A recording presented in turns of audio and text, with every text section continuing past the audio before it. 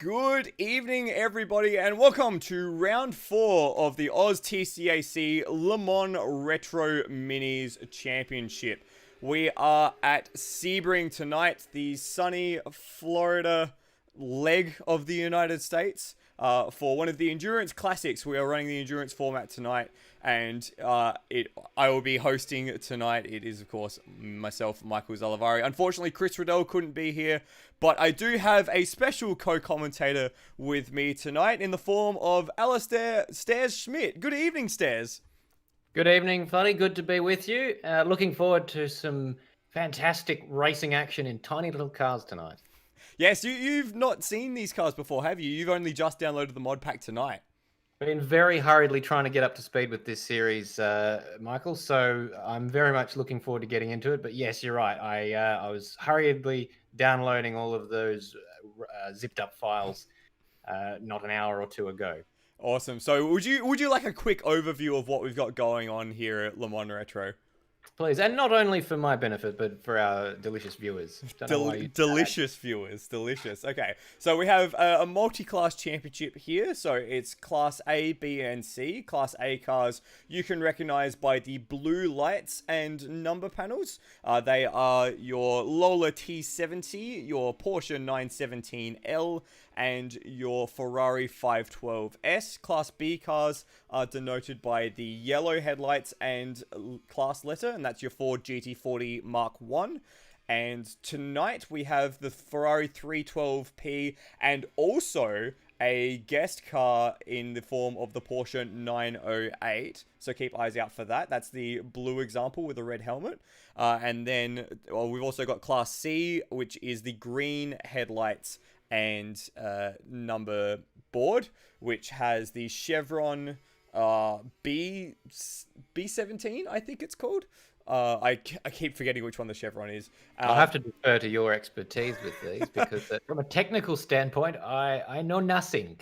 Yes, fair enough. And these, of course, are the Le Mans or the sports cars of the late 60s and early 70s. So based on the Group 4 and Group 6 regulations. So if you know anything about the Le Mans sports cars in the late 60s, those should ring a bell. But we've seen some great racing so far. We've seen an interesting mixes of classes as well. I think last round at Macau, Will Devonish in the Class B Ferrari had a shot in an overall win. So got very, very close. So they do mix up quite a bit, but they are scored separately. They are great fun little machines, though. I was having a bit of a prat around in one of them earlier for the first time. They are a lot of fun. There's quite a few B runners I'm noticing in the live timing, mixing it up with the A runners in this practice session. Yes. So the classes are separated by power mostly. So I think it's 20 horsepower difference, which doesn't sound like a lot, but keep in mind that these cars are less than 600 kilograms. But they're not separated by driver skill. So we've had, for example, Will Devonish, who you would know very well from the ASR supercars or over on ASC, which you're more familiar with. He's one of the best drivers in the field, and he's in a Class B machine. So there really isn't a separation in driver skill. It's all about the machines underneath, which means you do have Class B runners mixing it with the Class A field, or even I think we had an overall 5th place for a Class C car last time out at Macau. Well, I'm very familiar with Will Devonish. He was racing way back when I was commentating in AMS Oz in 2018. So he's been around for a number of years, and I believe he's a multiple-time champion. Very, very, very successful driver in AMS Oz, ASR, and indeed ASC, as you mentioned. Yes. So just quickly for people at home who may not have heard of you before, give us like a 2-minute bio of why you're able to do this tonight. That's a question without notice. Well, I've been doing sim racing commentary for about 3 years now. So it all started with a man that I'm sure that you're all very familiar with, viewers, and that would be Steve DeVries or Netherrealmian, who commentates. He's one of the lead commentators for ASR. Yep. And it was him and myself who did the predominant majority of the calling back in 2018 when Brock Harvey started Automobilista Australia. And then we sort of went our separate ways. I continued on, or never continued on, at AMS Oz, and I went and commentated on the Automobilista Supercars Championship run by Colin Warwick and Kurt Stenberg.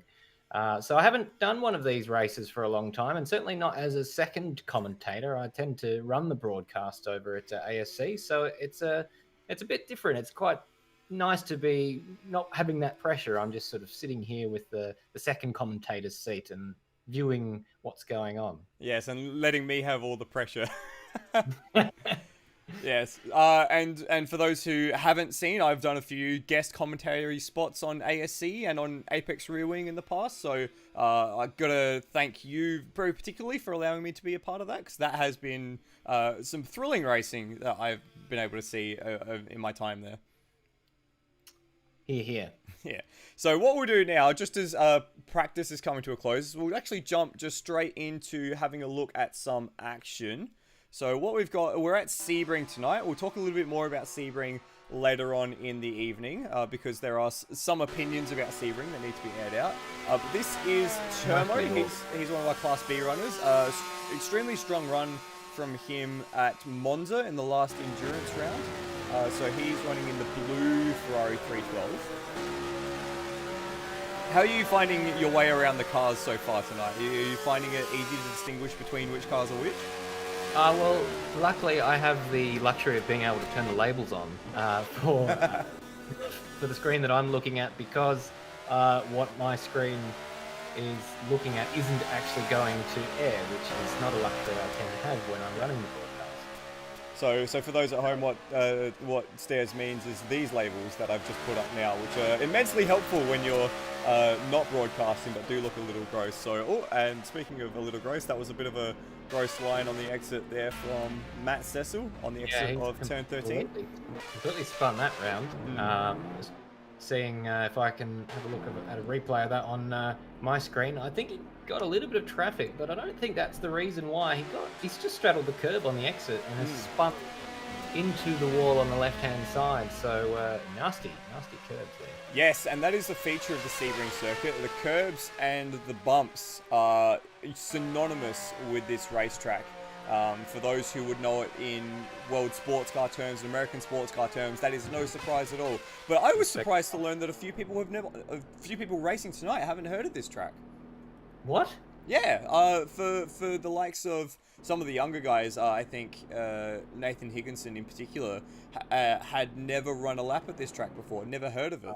They need to start watching their IMSA and those sorts of series. Right. Because, yes, I mean, regardless of what anyone thinks about this track, and I'm sure we'll get into that later, it is a classic track. It's been around for a very, very, very long time, and some of the most famous events in American motorsport history have been held here.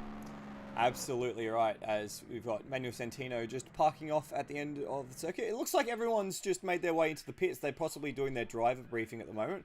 So what we'll do then is we'll have a look at this track, and it is the Sebring International Raceway. You've made mention it's a long time that this track has been in use.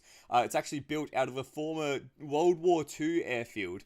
So that's how old this track is. And though that concrete you see in the background of the image there that constitutes the main straight, that is the concrete that was the runway back in the 1940s. So this track has a long and storied history and is one of the true endurance tests of the modern world. Yeah, I love a track that's got that kind of history to it. It wasn't initially purpose-built as a racetrack, and a lot of racetracks, especially throughout England, have that about them, is that they used to be used for either they were a World War II air base or they were some sort of facility that housed military vehicles. And then because that land was no longer required after the war finished, then they were repurposed into racetracks. And I mean, that's just fantastic to see. And the same thing for sort of road circuits that sort of almost accidentally occur. Like, for example, those classic tracks in Europe, like Spa-Francorchamps, which was the road that connected three towns that they slowly made slower and made more complex to suit the regulations and suit the safety of the time. But there are opinions about this racetrack, and I'm sure you're eager to voice yours. So while I have absolute respect for this racetrack and for the events that it has held and its legacy as an endurance test, because it is a test, I just straight up don't like this track. I don't like driving on it. I don't think it's an enjoyable track to run laps on, and there are many reasons why, but to me, and this is my personal private opinion, I'm not trying to create any flame wars here, this isn't reflective of endurance chat as a whole, it's just my personal private opinion. I think the track doesn't flow. I can't get into a groove. No matter how many laps I do at this track, I can't get into a groove. There's one part of the track that I like, and that is the run from turn 13 through 14, 15, and then that dogleg at 16. But apart from that, I just really quite dislike this track. And I know that I've lost like 4 subscribers by saying that. I did say in the voice chat before we went live that I would immediately be devil's advocate for you, but I mean, I don't hate the track. I don't have a huge sort of connection to it though, like some people might. It's a good track. It's I think it produces good racing. I don't particularly like driving it myself either. So I've gone against what I said I would do prior to this broadcast. But I have had a few races around here, and I didn't particularly click with it as well. But I would if I had to choose between this and sort of one of the more modern asphalt tarmac runoff Tilkedrome style racetracks, then I would absolutely choose Sebring 100%. Even though this is a track that does have a fair bit of tarmac runoff or concrete runoff, and like it's interesting in that the concrete that they're using is the same concrete from 80 years ago now. God blimey. That is a long time. What I like. Never resurface this track. Never, ever resurface this track. And it's been quite interesting that there has been some talk of resurfacing in the recent past, and it's popped up because the Sebring 12 Hours was last weekend. Some people said that they should resurface it. And I'm like, why would you take away the quintessential part of Sebring? Like, it is, you can't talk about Sebring without respecting the bumps, and like it's a bit of a meme, sure, but that's absolutely a thing. Anyway, we're just about to go to Bathurst with earth moving equipment so that we make that racetrack completely flat. Oh my god, it's mad. That's kind of like doing that. You're taking away a major characteristic of the racetrack. Exactly, and that would be the defining characteristic of the racetrack. So, strong words. Yes. Strong words. They are just about to tick over the qualifying, so we'll rattle through the championship standings real quickly. In Class A, so for the record, all the championships are scored separately, so it doesn't matter where you finish, you're only scored against your class competitors. In Class A, it is Steve Bolger from Cracker, after Bolger took a home double victory at Macau, but he is not here tonight. He won't be able to join us because he is on a family holiday, so I hope he's enjoying his holiday, but that does give the chance for Cracker to crack into that lead just a bit. In Class B, it is Will Devonish and Termo continuing their massive fight at the front. It went Will Devanish's way at Macau last time out, but certainly don't count Termo out now, especially considering that Will has a little bit more weight that he has to put on. And in Class C, it is Benjamin Rhodes who leads the championship. Benjamin Rhodes. Rhodium. Rhodium. Hashtag Rhodium.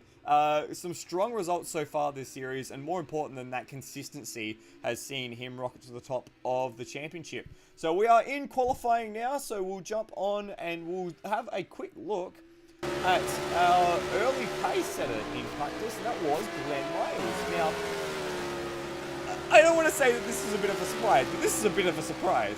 Well, it is to me. I remember years and years ago when I was still racing in AMS Oz, I was in, I think it was a GT3 race, and I came across Glenn Miles at Maggots and Beckett's twice in concurrent laps, sideways across the racetrack. So he's obviously come a long way since then, and has rocketed himself towards the top of the timing sheets in practice. Yes, he's certainly done very well. He was eventually ousted right at the very end of practice by one of our wildcard runners, which we'll talk a little bit about later tonight. But still, an admirable result so far. Let's see if he can transform that into the race. Let's have a look at who else we can see just as they're on their reconnaissance lap before they start their flying lap. So there's Termo, we saw some good pace from him. Here are a pair of Ford GT40s. There's Matt Cecil, and then just behind him is Lachlan Bork as he bowls a wide down at the end of the straight there. How are you enjoying the liveries in this championship? Have you noted any liveries that you recognise from famous cars of the past? When I was preparing for the start of this broadcast, I did actually go back and watch a little bit of the first round, and I did notice a pink pig on that broadcast, which I've yet to spot tonight. But I'm seeing a lot of other famous sort of logos, like SO logos on Termo's car, for example, and Will Devenish's. A lot of other sort of, there's a camel livery, there you go. Yep, that is, of course, Mike the Saudi camel. Let's see if we can find that one. There it is. A bit of a mixed bag there with the Benetton logo on the side as well. So we're seeing most of the cars circulating, apart from two, and that is Rody and Manuel Centino down there on 14th and 15th. Down there on 14th and 15th by virtue of not having taken to the racetrack yet. Yes, and I was trying to figure out why that is the case. If you might have heard me just scratching around in the background there, as we've got a yellow flag through turn 1, and that may just be for a car off. We're trying to have a quick look and see where that is, but that looks like it's been rectified. I'm not sure about Rody. I was looking at the stewards report from last round, and we were expecting an absolute laundry list of stewards inquiries and investigations after being at Macau, but somehow they managed to get away with no penalties. So I'm a bit perturbed as to why they are yet out of the pits. Perturbed? Perturbed. I believe that is the correct word that I'm looking for. Okay, I'll have to look that one up. But just to fill you in on the reason for that yellow flag, Glenn Miles went off at turn 1. I think he hadn't quite given himself enough room traffic-wise. He came up behind, I think it was Nathan Higginson on his first flying lap and just sort of bowled it wide, as they say, into the grass and then off into the fence. We're seeing Pete Thrower there put it into there he goes. while we're talking about that. So quite a few people, as we're starting to see a few times come through on the live timing. Leonard Grossel, the wild card, 2 purple sectors, and we wait to see whether he goes ahead with that. He's actually a Class B runner, but so far fastest on track. Yes, and he was the car that was second fastest at the end of practice. Leonard Grossel, driver new to AMS Oz as far as I can see. I've not encountered him before. He is running in the beautifully turned out Solar Productions 908, which was driven by Steve McQueen's team at the 1970 Le Mans 24 Hours. Gorgeous looking car. Coming around the last corner to the line, then we will see our first benchmark in this qualifying session will be a 2-minute 22.0. So a few other cars on track. The next one to cross the line will be Matt Cecil. He'll shortly be followed by Lachlan Bork and Nathan Higginson. So we'll get a few more times on the board. Matt Cecil, 4.7 seconds of drift. So it's like he's got a bit of work to do. And we saw just in the distance there, Nathan Higginson, he's done well to jump into second, but here's Cracker, who was the fastest time in practice, and he does 2:26, so not quite where he needs to be for the Class A. So he is the top running Class A runner, but one with Nathan Higginson actually is the top running Class A runner. Oh, beg your pardon. Yes. Nathan Higginson has surpassed him by the tune of 2 seconds, so not a small gap, that. And that's actually quite impressive, because I was actually doing some coaching with Higginson earlier, because he's never seen this track before, and we saw him struggle a little bit at Macau dealing with the power of that Lola T70 chassis. So for him to have set a 2:24 is quite an impressive lap time for young Higo. I was going to say, why would he want coaching from someone who hates this racetrack?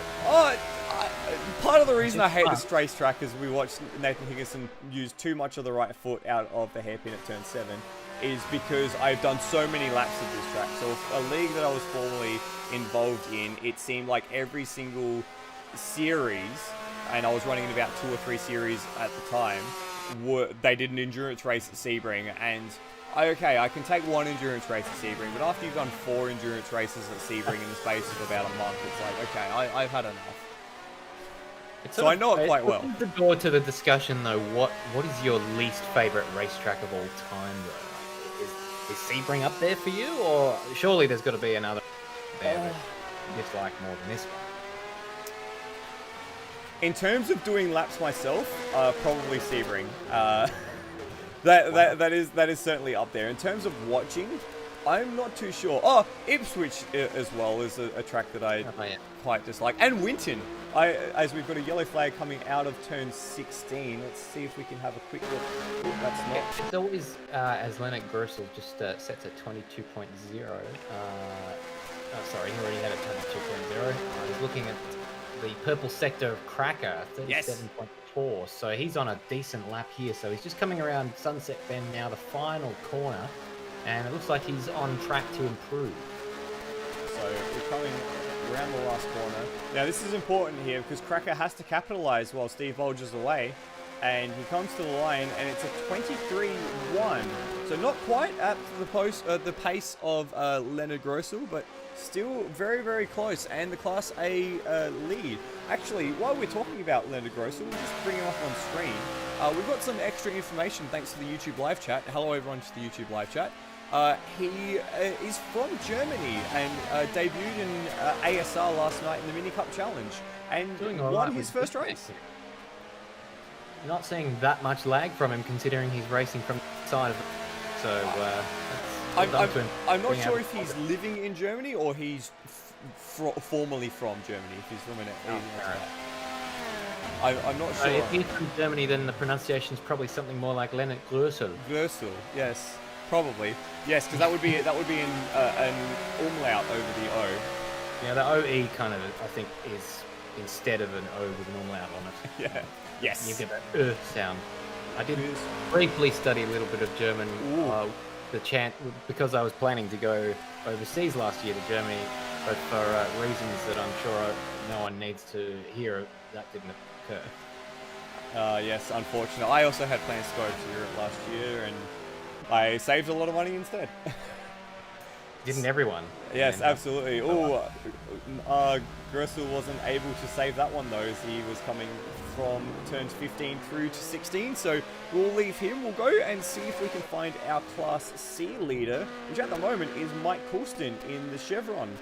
Now, Mike was the star of the show at Macau, putting in some great performances in the Class C machinery, and he's up on his personal best here. So at the moment he is in 7th. He has Scott Murrell immediately behind him on the timesheets to the tune of 0.15 of a second, and if he continues on this pace he might even grab Luke Joyner in the Class B 312 Ferrari for 6th place.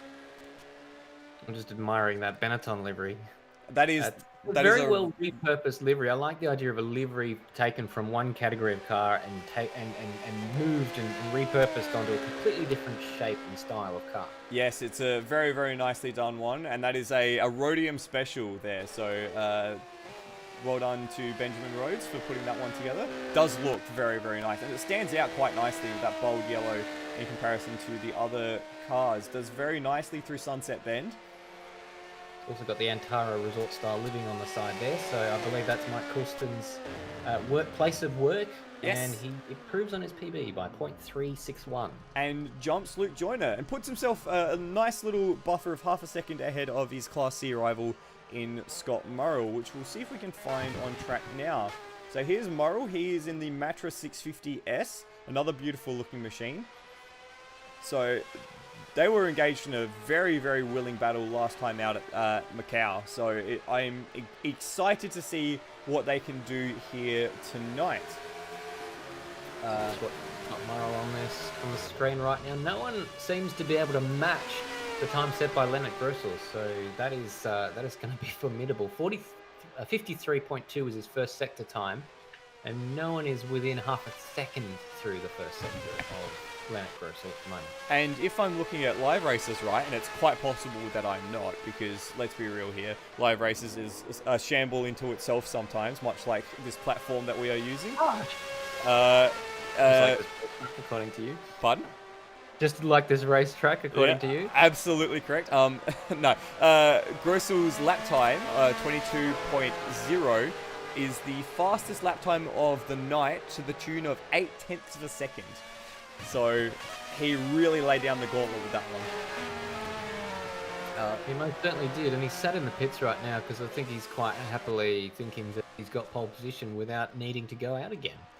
It's quite possible. It's quite possible. The only person who can really possibly challenge him would be Cracker, who's just on a second outlap at the moment maybe grabbed a new set of tyres. We've picked up Matt Cecil here. He's just about to finish a lap featuring 2 PBs, and he improves it to the tune of a second. 1.6 seconds in improvement, 2:25.1. So quite an impressive lap time from Matt Cecil. It's in 5th and 3rd in class. Matt Cecil is a B runner. Yes. And they're sort of split, the B runners and the A runners. Cracker in 2nd is the first A runner. Nathan Higginson in 4th is the... Did I say 2nd? Cracker's the first A runner. Higginson is the 2nd A runner. Yes. 4th. So yes. sort of 2 by 2 as you go. Yeah. Unfortunately, they are the only 2 A-class runners tonight, with Steve Bolger being away for the evening and no further wildcards. I would have expected a little more uptake in the A-class, considering the prowess of the cars on offer. The Porsche 917, of course, which was our first feature, and the Lola T70 and Ferrari 512, as I'm just suffering a little bit of latency, but that's okay. Matt Cecil... Question in the live chat, sorry to cut across you there, Michael, from Mr. Walshy73, a good Brian Walsh, asking where his good mate Glenn Miles is, because he's not set a time just yet. He is on track, circulating at the moment, and I believe he will lay down a time in the next 30 or so seconds. And it's a decent time by the looks of the sectors that he's put down for 1 and 2, but obviously just hasn't quite got it together until this late stage in the qualifying session. He did do a good time in practice, as we talked about. Yeah, so Glenn's lap time in practice was a 2:23.5, which at the moment would be good enough for 4th place on the qualifying. So we've picked him up now in the Lola, coming through Sunset Bend, and we'll stay with Glenn on this final lap as the rest of the lap times come in. And there he goes, a 2:24.5. That's basically exactly what he's the second off. A 2:23 was what he set in practice. So he's in 5th place. Just the 10th off Nathan Higginson, and actually he's A-class as well. We've been reminded by Mike Walsh. Mike Walsh? Brian Walsh. Brian Walsh. Of an old lecturer I had. Nathan Higginson and Glenn Miles separated by only a 10th of a second for 2nd and 3rd in class. Yes. So it is very, very tight at the top here in A-class, and also tight in the mid-pack. It's tight everywhere here, which is good considering the long lap times. But something we haven't mentioned, which we probably should have mentioned at the top of qualifying, is where the sector tights actually are. So Miles is just coming up to the hairpin at turn 7 now. Here he is braking very, very deep. A little too deep, actually, for Glenn, and he's put it off the side of the road, and that will probably be his qualifying session over. So, unfortunately, Glenn didn't show us around for a lap. There's Higginson we're on with now, who's just broken the 2nd sector mark. He's a 2nd up on his PB. Look at the split. He's only... he drifts it wide. It well wide onto the tarmac runoff. He's kept his foot in it there. I don't know if that's going to count on the live timing. We will find out, I suppose. The track limits there, if you go wide enough, are actually quite kind. I mean, it's certainly not as quick as taking the actual line, and I proved that a few times for myself in practice. But certainly, it is likely, I won't say it's a certainty, but it's likely that that's kept his lap time. And if he's a 2nd up on his PB, he could go into 3rd here. And the timer has ticked over now, so this is his last opportunity. And we're just watching him come across the line now. He does jump into 3rd. Great job there from Nathan Higginson. So he jumped clear of Glenn Miles. One man who didn't get a lap time in was Will Devenish. He set the first 2 sectors of a lap and then exited out just as he was coming across the line. So he may have got a track cut as he was coming through the final corner. So that's going to be Will Devenish for Class B, starting at the back. That is a big story, and interesting for me to see that he has attempted 9 laps in this session. Luke Joyner comes across the line late on and sets a 2:26 to jump into 7th, 0.08 of a second ahead of Lachlan Bork. So that'll be a tight battle. And the last man on track is Matt Cecil. So we'll watch Matt Cecil come across the line. I don't think he... Oh, no, he is setting a time. I beg your pardon. I was looking at the replay. So he's just coming down to the last corner now. And through the first couple of sectors, Matt Cecil... we seem to be missing his lap time, which usually indicates a track cut. Yeah, it says he's in sector 3, which probably means he didn't get a time... track cut. And 2, if neither of those sectors are showing up. And... Oh, he does improve by 5/10 of a second. How very Did peculiar. not improve his position though, so that's how. Well, only just actually. He only needed to find half a tenth more. He would have usurped Glenn Miles for 5th place. Yes, awfully close there at the end of the session. And that is the end of the session. So we have a Class B car on pole, and it is a first-time outing for Leonard Grösel, who takes a pole position for the 12 hours, no, not 12, 50 minutes of Sebring this evening for TCAC Le Mans Retro, ahead of Cracker, Nathan Higginson, Termo, and Glenn Miles. It's still an impressive qualifying result from Glenn, I got to say. Yeah, 5th place. Looking forward to seeing what he can do in the... so behind Glenn Miles, Luke Joyner, Lachlan Burke, Mike Coulston, Scott Murrell, then Cam Rutledge rounding out the top 10. And then we had roadie pick thrower Manuel Santino. And that was the last of our guys who actually managed to settle lap time, with Will Devonish down in 14th, having not managed to string one together. And that will be a big story. We saw him struggle off the start line in Macau, so hopefully he can put together a better start this time around. He's going to need one coming from 14th. Something we have been doing on the Endurance Chat channel during this series is sharing our knowledge for this period of motor racing with some features, and it is serendipitous. I'm not even going to pretend that I planned it, that tonight's feature is on a man who would be celebrating his 91st birthday tonight. He had his most famous sports car result at this circuit. So without further ado, please enjoy this feature on the King of Cool, Steve McQueen. When you're racing, it's life. Anything that happens before or after.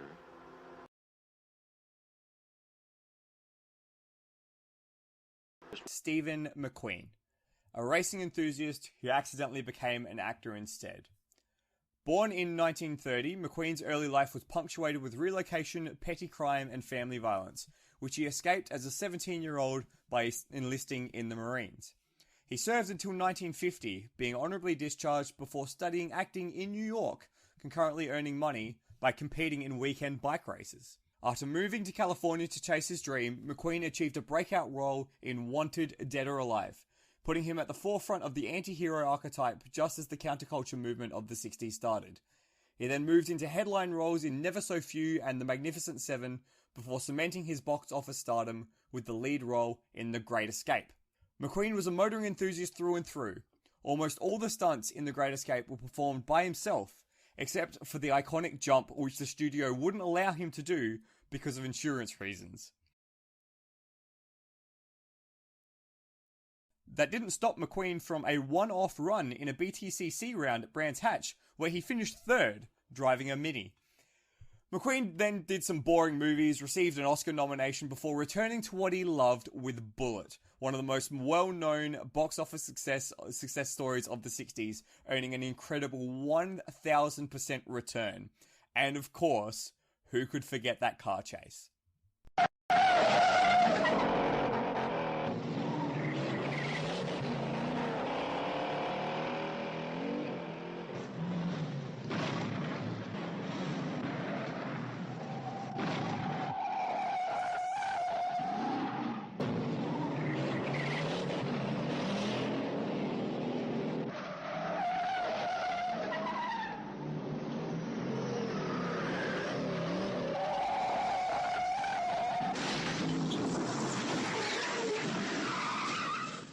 He did a few more movies before getting into the driving seat once more, this time for real, racing with Porsche at the 12 Hours of Sebring in 1970. Not only did he race a 908-02 with Peter Revson, but he raced with a cast on his left foot from a motorbike accident 2 weeks prior. Not only that, they won their class. Not only that, they only just missed the overall win by 21 seconds. To Ignacio Guinti, Le Mans winner Nino Vaccarella, and a guy named Mario Andretti.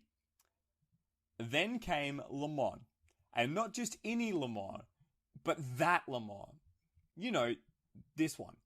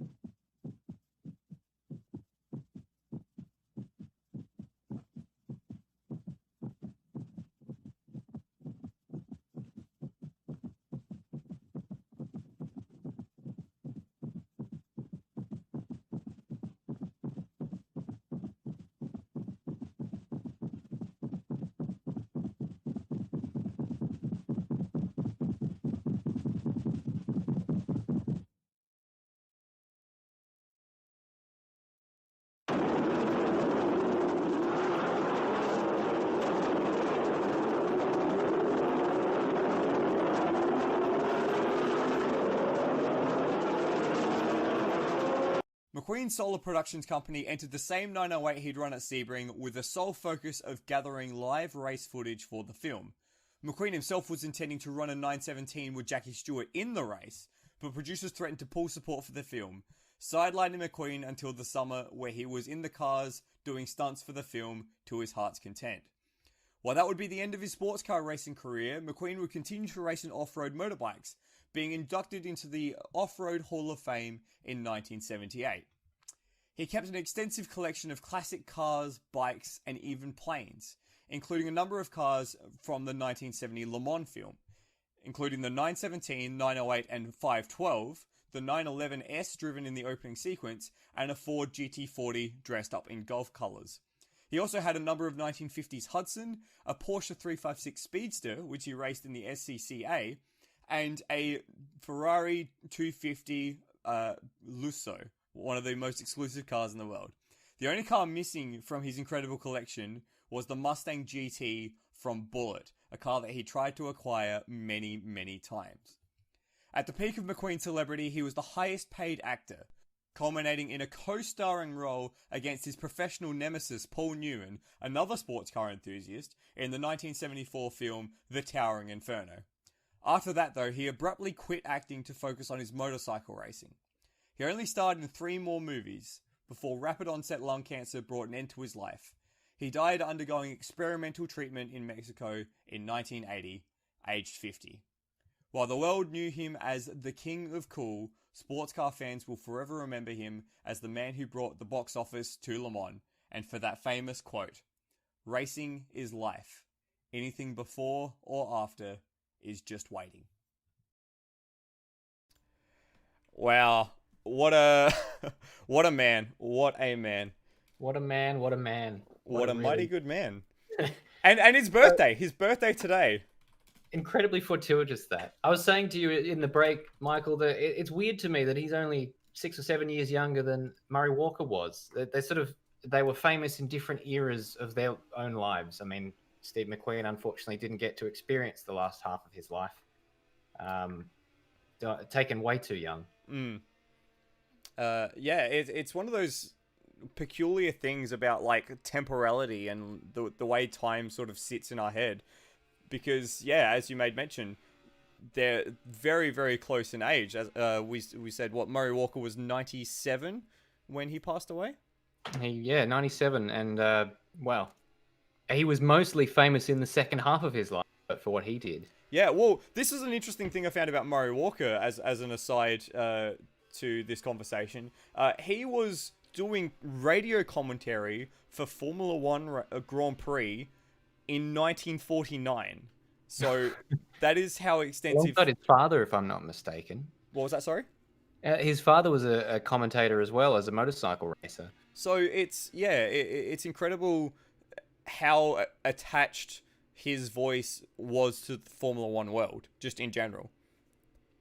And we should probably have done a better job of making mention of that at the top of the show. Murray Walker, who's someone I certainly have a lot of respect for, and I'm sure that you do as well, Stairs. Yeah, I said this on the Automobilista Supercars broadcast last night. When I heard the news that he'd passed away, it felt like I'd learnt that one of my favourite grandfathers had died. It was, even though it's not like his life was cut short or anything, and he wasn't commentating anymore, just knowing that he's no longer with us is just a really, really sad thing to hear. Yeah, absolutely. It's as if part of the racing mythos has moved away and moved on.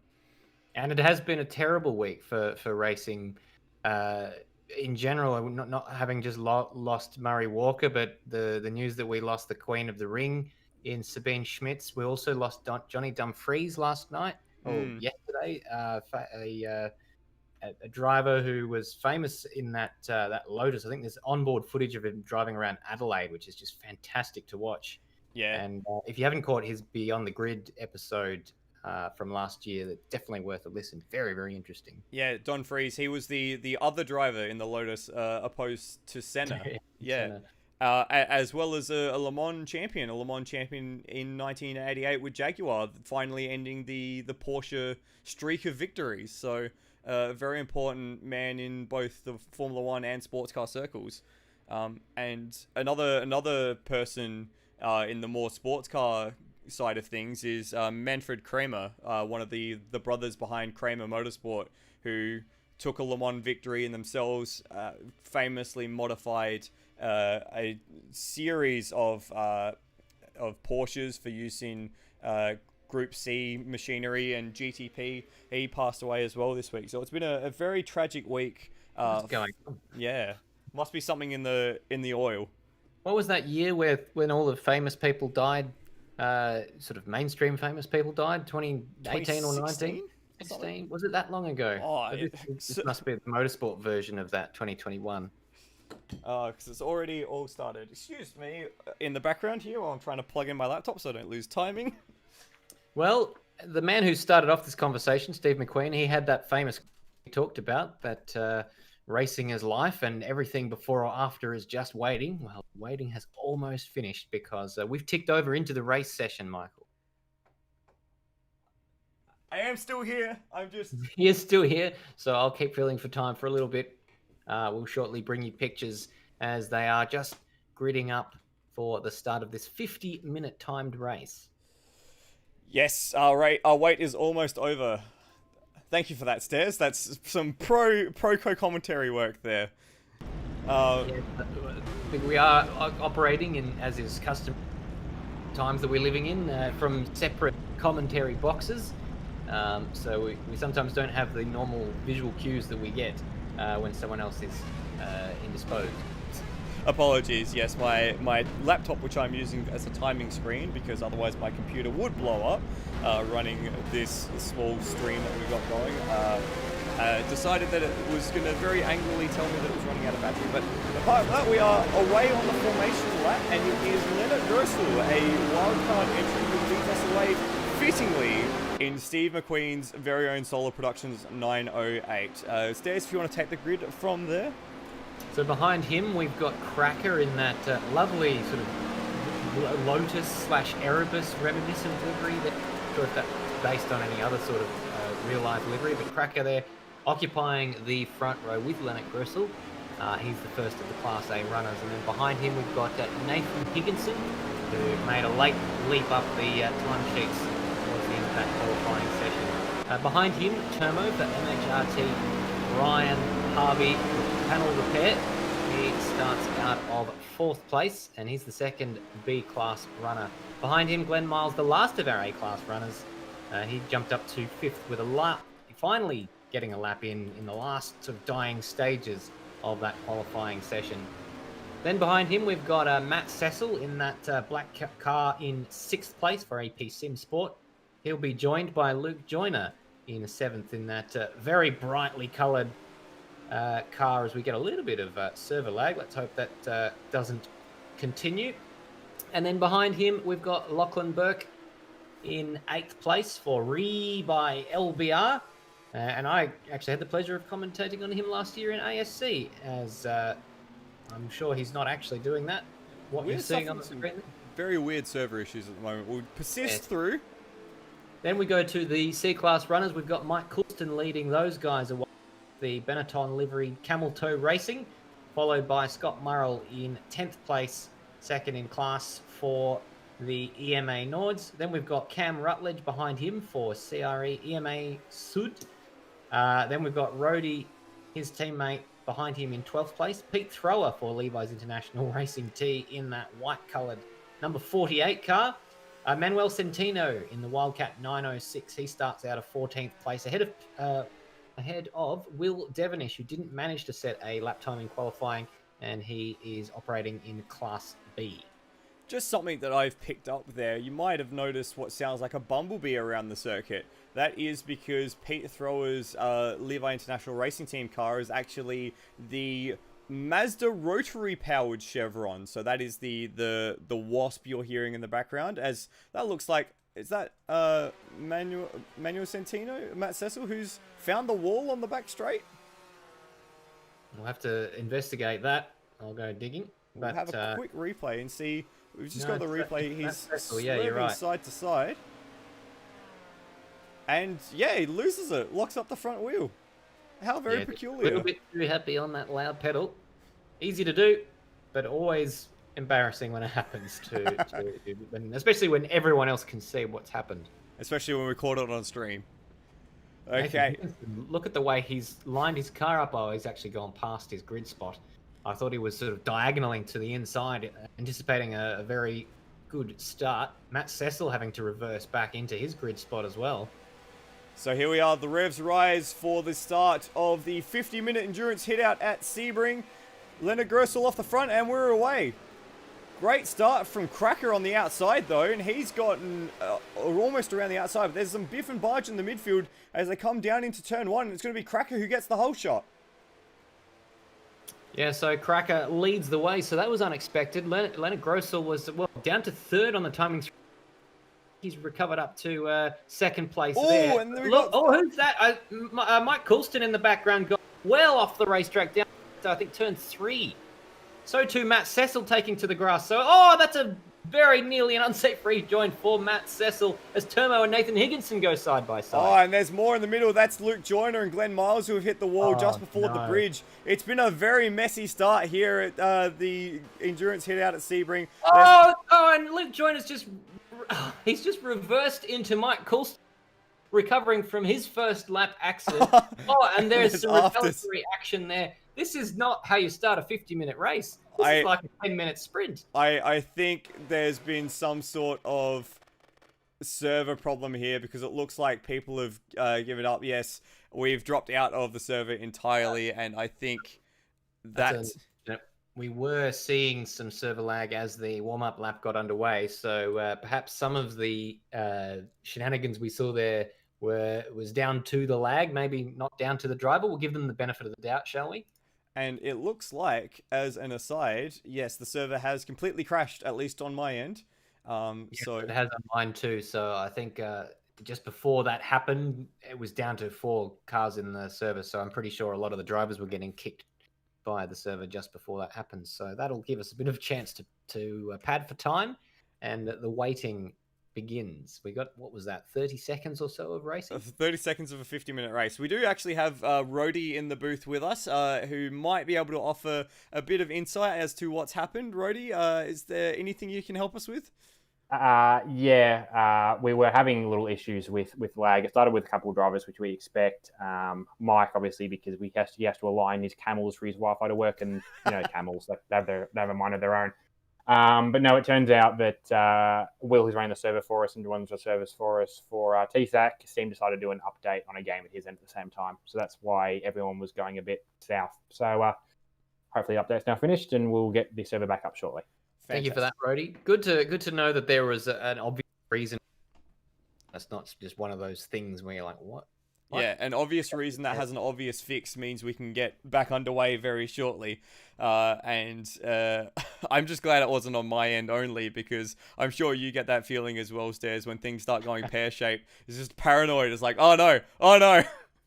Well, I'm lucky enough with my setup at home to have 2 versions of Automobilista for the 2 screens that I switch back and forth between, so I can usually tell if something's just my computer or if it's the server based on whether it happens to one of the computers or both of them. Yes, that certainly helps. And then, of course, if one does die, you've got enough time to restart it and get it back running again while using the other computer as a support. Many times. That's actually happened quite frequently during, especially the endurance races that we broadcast. It's almost expected that there'll be some sort of memory leak or something at some stage that will cause one version of Automobilista to crash during a longer race. And we have done a few longer races at your place, actually. One very recently that we did was, of course, the ASC Bathurst 1000 at the tail end of last year, which you're still getting a lot of worth out of, thanks to the segments that we put together for it.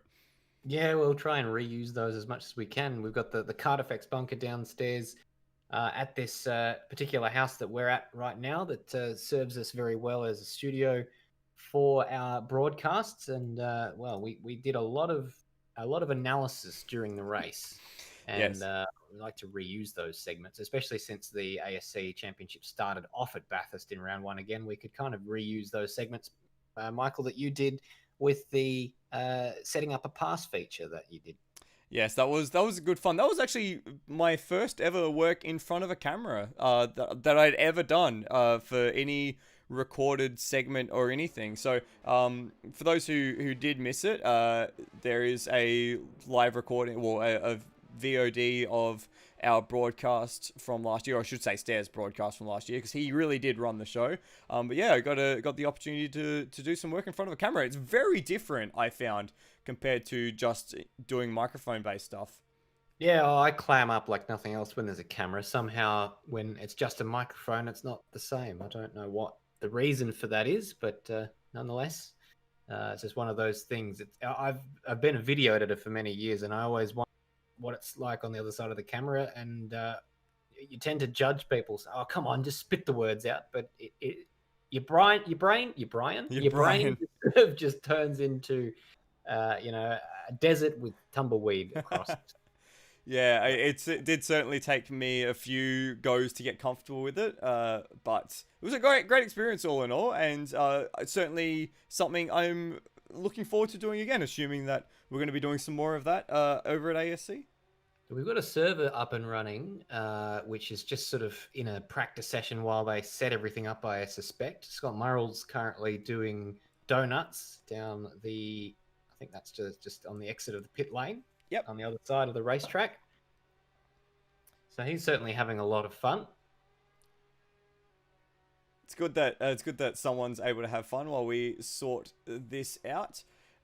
Stairs, you made the comment earlier about some of your least favorite racetracks. We're going to have that conversation. Having that discussion. So I'll pose that question to you. We're at Sebring, which is one of my least favorite tracks, and we'll bring up the track info for that while we're waiting. What are your tracks that you don't look forward to either running laps on or watching racing at? I think you have to have two categories for this, because the racetracks that you enjoy watching don't necessarily correlate to the racetracks that you enjoy driving. Yes. And you mentioned a couple before, Queensland Raceway and Winton, that you don't particularly enjoy driving. But whenever I look forward to those rounds whenever we do C Championship, because especially Winton just always produces great racing in sim, not necessarily in real life, but in AMS, the Winton races are absolutely insane. So I very much look forward to them from a spectator's point of view. Yeah, fair enough. I'd say Winton's also one of the tracks I least look forward to watching racing as well, but that's just me. I don't really like sort of kooky point and shoot sort of tracks. I did actually enjoy driving Winton because I was good at it. I think no one else was willing to put in the practice for that racetrack, whereas because it's an awful circuit. The other one, interestingly enough, that was always not a particularly good racetrack to watch, apart from the last time that was ever raced there in Formula One, was the Valencia Street Circuit. Ah, yes. It's nearly 9 years ago now, I think, since they last raced it in 2012. It was universally panned by by Formula One audiences, apart from the last race there, which was hectic for various reasons. But to drive, I remember having the F1 game of the time, F1 2012, and I thought it was good fun to drive that racetrack in game. So, interesting. It was a bit of a surprise to me that I found that. I guess there is a kind of difference in what a track is best suited for. Like, you could argue that for a lot of F1 tracks, there are certain parts of track design which is conducive to good racing, and then certain parts of track design which is conducive to good hot lapping. Like, I'd say Circuit of the Americas is a track that it's incredible fun to hot lap at, but in terms of actually creating an enthralling and interesting race, not so much. I find with COTA, it's a bit middle of the road in both senses for me. It's not the worst, but it's not the best. Yeah. I always never found that I could get a rhythm throughout that first sector at COTA. The final sector is great for wheel-to-wheel action. Just there's so many opportunities to switch back, and the outside becomes the inside in the final sector of COTA. But the first sector I could never quite get it right.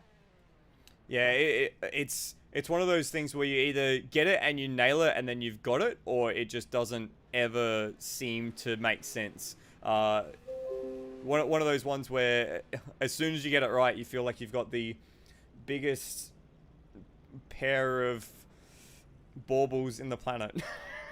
Biggest what? Pair of baubles? Yeah. Oh, very good. Very good. trying to keep it at least PG rated. Don't want to go off the deep end. Yeah. Do we want people to think about the deep end in their head? Just dip their toes in.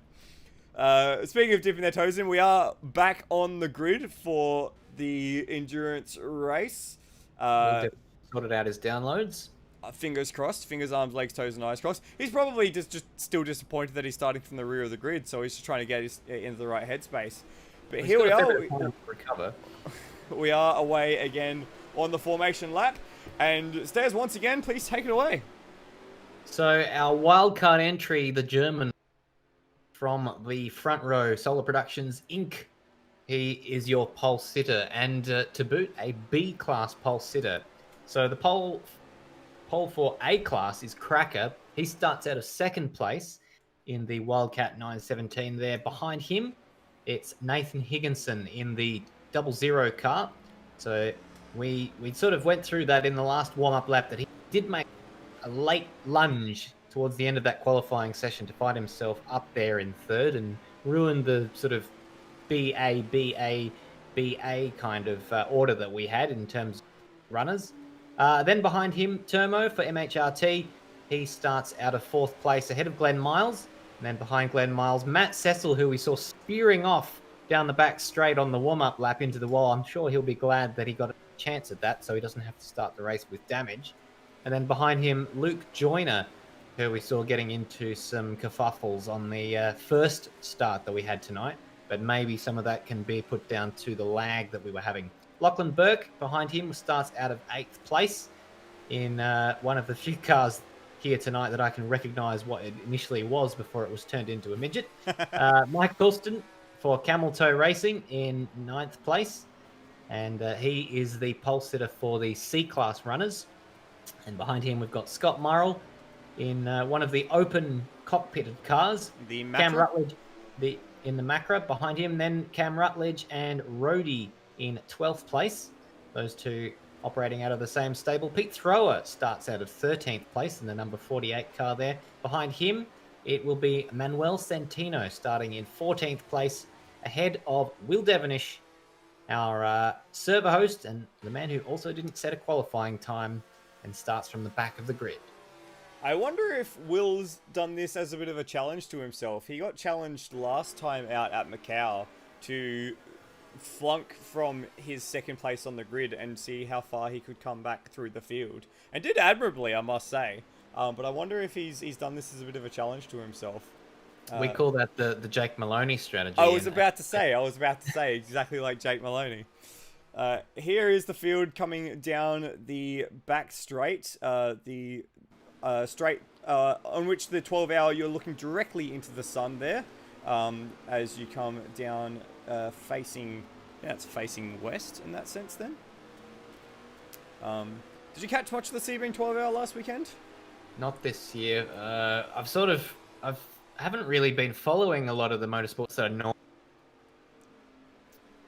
Because Sports that I tend to follow, but it's really only been sort of F1 and supercars of late. But just time has got away from me. I can certainly appreciate that. Oh, as it looks like, I was about to say it looked like Lachlan Bork was about to come into the pits. I saw that too, but just some aggressive tyre warming here. So here we are as the grid forms up to hopefully take a proper start this time round for the, 50 minutes of Sebring, the Florida Grand Prix this evening. Let's just imagine they're doing a traditional Le Mans start running from the concrete wall. Over to you, Michael. Here we go. The revs rise once again, and we're away. And it's a much better start this time from Leonard Grossul, who takes the whole shot away. And it's Nathan Higginson who's going to be the one that comes through. He dives to the outside. They're going to go 3 wide into turn 1. Going the right, all the way around. Cracker, he slots the gap. He's going to come through to take the lead. Wow. And Glenn Miles went a bit deep. I thought he was going to go through, losing about 2 or 3 spots there. But as you said, it's Cracker back into the lead. Oh, he's bowled it wide. He's bowled it wide. As I said that. So it's back in the lead for Leonard Grossul. It's 1, 2, 3 for Class B runners at the moment. Grossul from Termo, from Bork, with Nathan Higginson on his tail, and then it is Matt Cecil and Luke Joyner, the top 6 cars, 5 of the top 6 cars of Class B cars. They fan out towards the hairpin, and Grossel goes defensive to defend from Turmo as was that Glenn Miles bombing straight down the inside. He's completely outbraked himself there. He's going to lose a number of spots there. So he's just trying a little bit too hard in these early stages. He's going to find himself down amongst the C runners if he's not careful, just ahead of Mike Coulston, I think. And Will Devonish finds himself up in 7th place. So a great start from him immediately past the C-Class runners. Turmo has made the move for the lead. Turmo's managed to go around the outside at turn 10 to take the lead. And look at this angry battle pack behind the 2 leaders. It's Higginson, Devonish, Joyner, Burke, and Matt Cecil and Cracker as they file through towards turn 13. Meanwhile, back at the front, Grossel is all over the back of Turmo, eager to reclaim that lead. All bump drafting their way down the back part of the racetrack, but Turmo still holds the advantage for now. Grossel's going to go down to the inside. Turmo's going to cut him off as they go the sort of back straight part of the racetrack. Just a few more corners till they get there, but somehow Turmo has managed to hang on to it. Very nicely done from Turmo there. Used the car's positioning nicely to just take away that apex from Grossel, but he's got the slipstream now, and it's going to be all about power down that back straight. Of course, Class A cars have a little bit more power than the Class B cars, but the gap should be large enough as Grossel looks to the inside at Sunset Bend and outbrakes the 312 on the outside. So Grossel takes the lead once more. Can Turmo fight back? That's a long corner. It's sort of one of those things where you can switch your line up, try and get a better exit. But it looks like Grossel is far enough clear, and someone in the background, a red car spun around through Sunshine Bend. That looks like it's Luke Joyner who's out the back there as we just watched the field come across the start-finish straight. It's a bit of a madhouse here, and it looks like we're going to go even 4 wide down the tail of the field.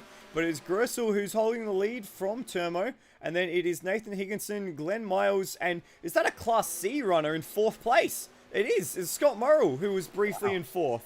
Great job there from Scott Murrell. So Glenn Miles had fought his way back up to 5th and 6th, but he's just dropped a few positions. So he's had a bit of a messy first lap, but it should be able to settle into a bit of a rhythm now with 46 minutes left in this race.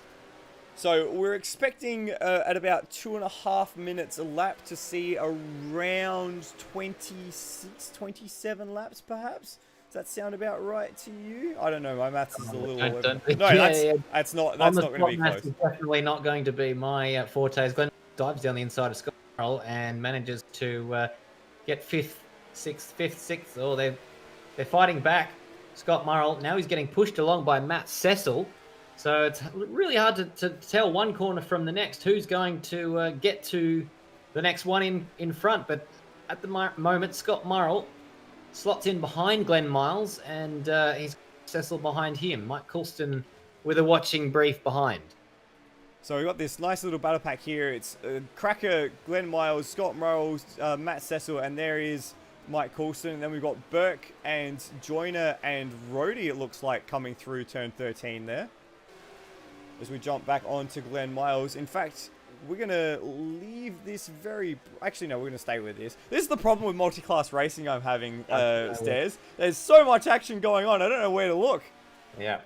Well, I'll just update you while we're looking at this battle and what's happening at the front group. Eking his way a toe down the back straight from Turmo, but he's far enough clear, I think, that he shouldn't need to worry. 1 second is the gap. Nathan Higginson about 4 seconds adrift of the lead, all by his lonesome in 3rd. But Will Devonish, I think, just starting to close in on him. And I'm going to cut you off because Matt Cecil has gone to the inside at Sunset Bend on Scott Murrell. This is for 7th and 6th. Oh, 7th and 8th, rather. Scott Murrell has to take the wide line there. And with the superior power of the Class B car, Cecil should make that position and does. And Will Devonish has just had a big moment through the final corner, and he ceded position to Glenn Miles and to Cracker. So he was 4th a moment ago. He was kind of clear, but that's all come undone with that little mistake. Okay, I'm just very quickly going to... nope, I'm not going to be able... So we have no replays, so I've made a mistake already. That's fine. Don't you just love AEST I'll have to sometimes? give you a visual description, but Glenn Miles and Will Devonish first sector. So this is battle now. Will Devonish was clear of this battle. Glenn Miles doing a very good recovery effort, although he wants to keep his wheels off the grass. And they head on down to turn 7. Can Glenn Miles pull it up? And this was where we saw him sail wide on the first lap. But he's managed to pull it up just in time. And Will Devonish is around. Spins it. So he's really struggling with the grip, the rear end grip of that car. Yeah, it seemed that he just completely... I'm not sure if it was power down. I'm not sure if there was a contact moment there as well, because Glenn had a bit of a moment in avoidance. I'm not sure if there were... Yeah, it was just a weird one there. And they shouldn't be struggling with the tires. Shouldn't be struggling with the power on oversteer. It's not something that really affects these cars too much. It was weird. I'm just looking at the replay now. Will Devonish was trying... It looks like Glenn Miles was going a little bit wide.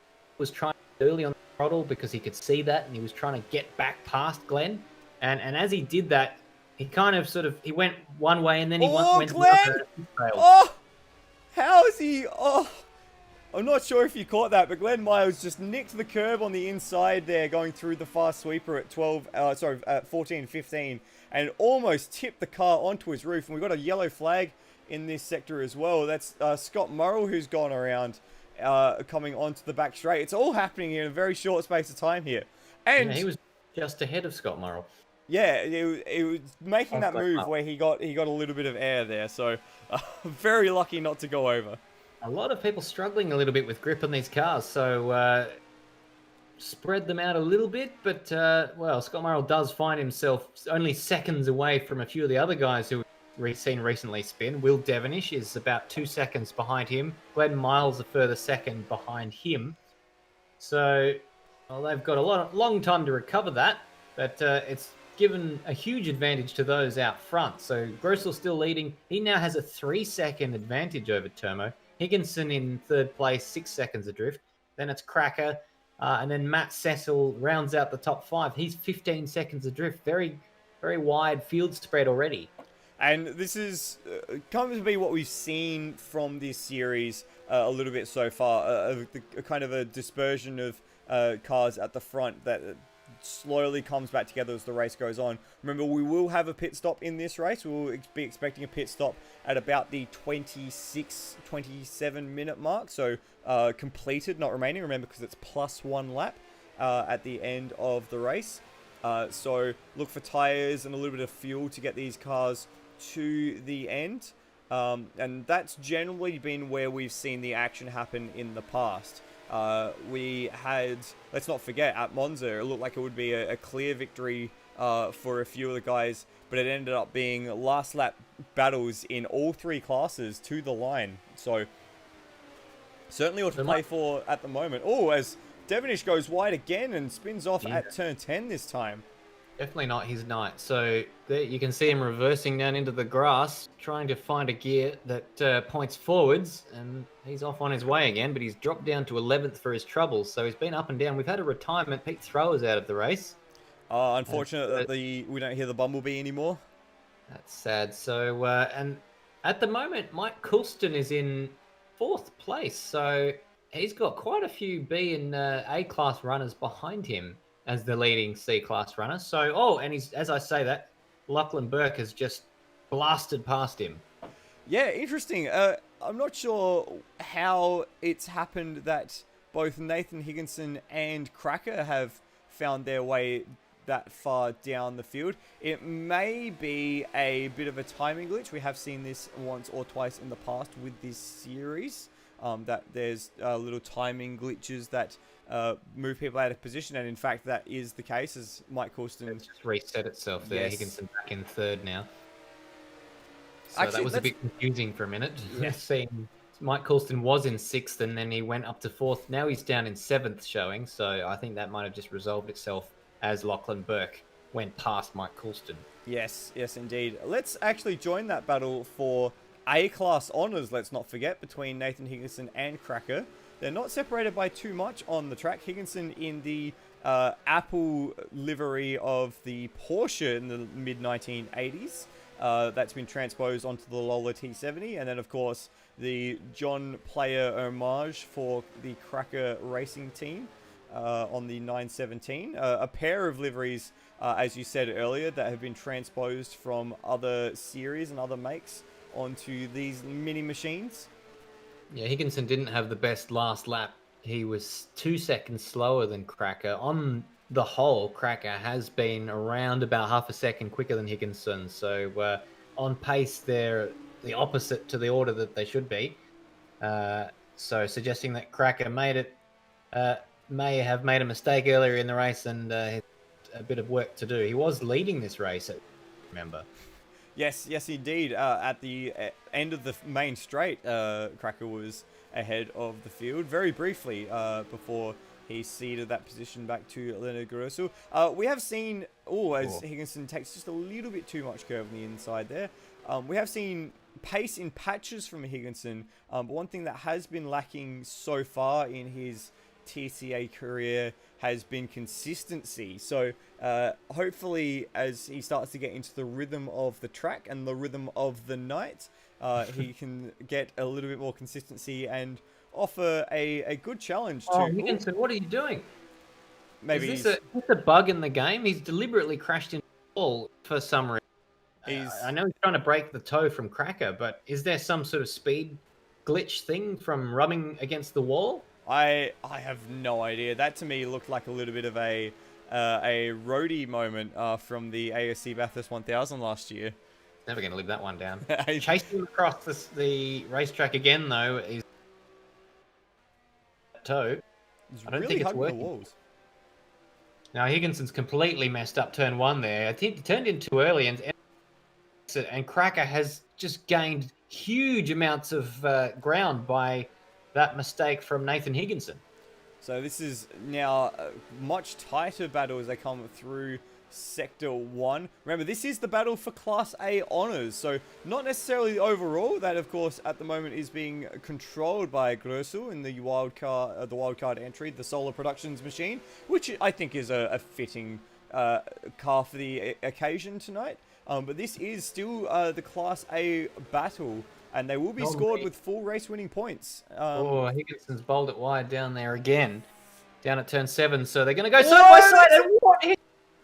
Big contact there. Or was that just a defensive maneuver? Cracker would have got the fright of his life when that happened. I think Higginson might be lifting out of the throttle to let Cracker back onto his rear, because Cracker closed back up very, very quickly indeed after that happened.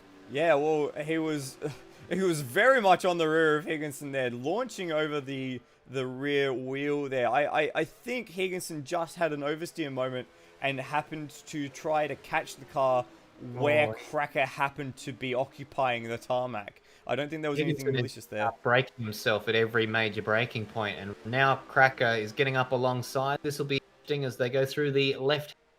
Higginson always taking a lot of curb here. Cracker slotting in behind. He's going to line himself up for this corner so he can get a nice look at him down the main straight. Here we go. One more corner till the back straight, and Cracker going well wide to good run. And I think in the end, he's just not carried quite as much speed as he was hoping, but he's well in the slipstream and will have an opportunity down into the final corner. Yes, that 917 is directly under the rear wing of the Lola T70 as they fan out towards Sunset Bend. Cracker takes the wide line. Higginson goes very narrow, but not narrow enough. Cuts it back, though, very nicely to try and block that position. They're still going to run side by side in the exit here. It's a bit of a you take the high road, I'll take the low road as they come down the main straight, and Cracker's got it done. Higginson slotting into the slipstream. He's going to have a go, but he's been struggling under brakes, locking up. So turn 1 was where it started to come undone for him. Oh, another huge moment there for Higginson. Still in the wheel tracks of Cracker. Very much tried to squeeze the nose there in a place that wouldn't quite go. He's locked the wheels and almost collects the rear wing of the Porsche. Very tense stuff here at the minute as Higginson, he's all over the back of that Porsche and all over the curbs as well. He's all over the place. Yeah, he's just trying to stay close enough that he can try and just snatch that position back, try and stop Cracker from getting into a rhythm and just driving off into the Sunset Bend.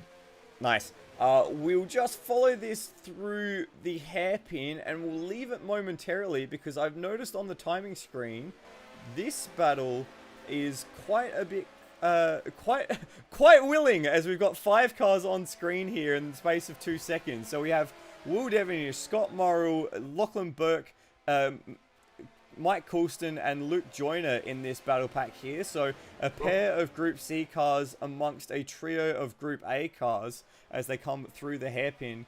At the moment, Coulston is the cork in the bottle as Devonish starts to slide away just a little bit. But there's certainly plenty going on down the pack. Yeah, it's on for young and old, up and down the field. But all to the benefit of Leonard Grossel, who now enjoys over Termo.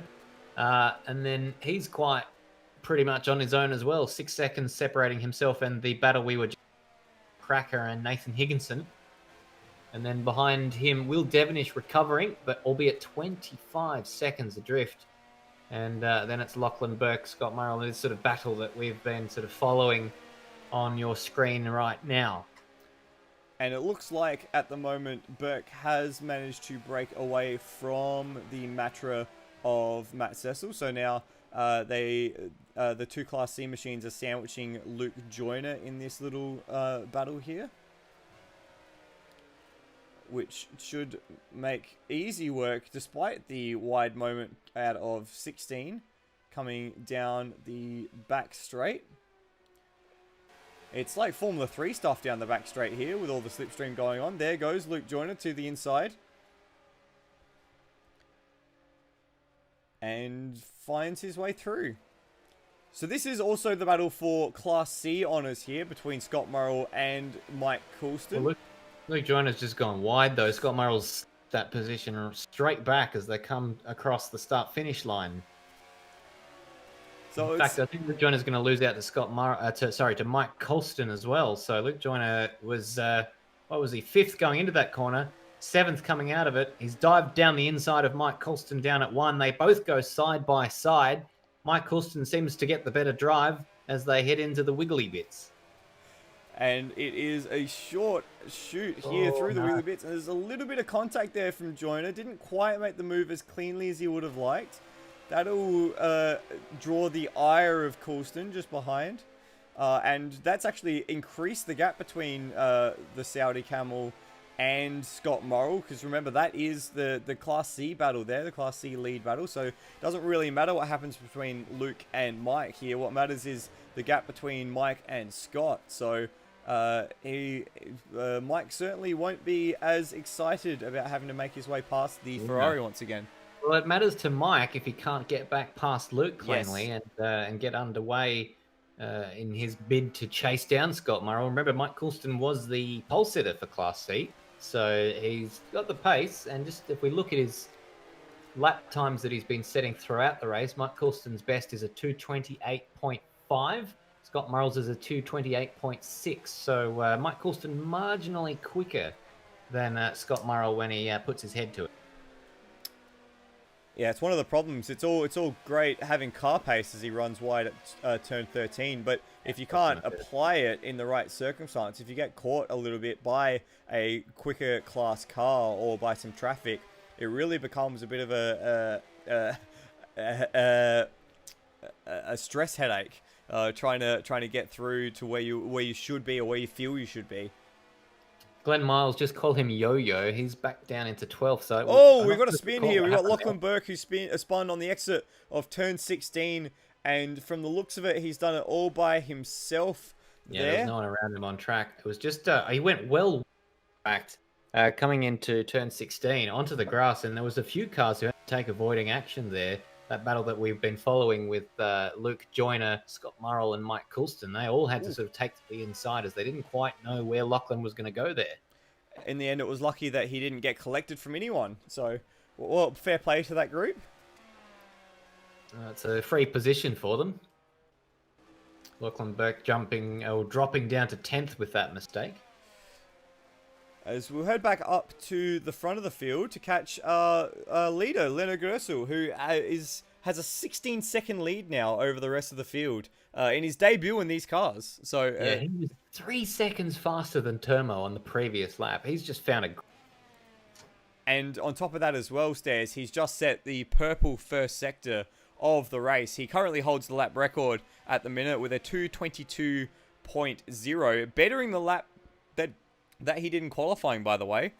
Give that man some ballast. He is absolutely dominating right now. We've got Rossi96 in the live chat saying set mass 255 to Leonard Grissel, which I think might not even be enough of a penalty, even considering these cars only weigh 600 kilos.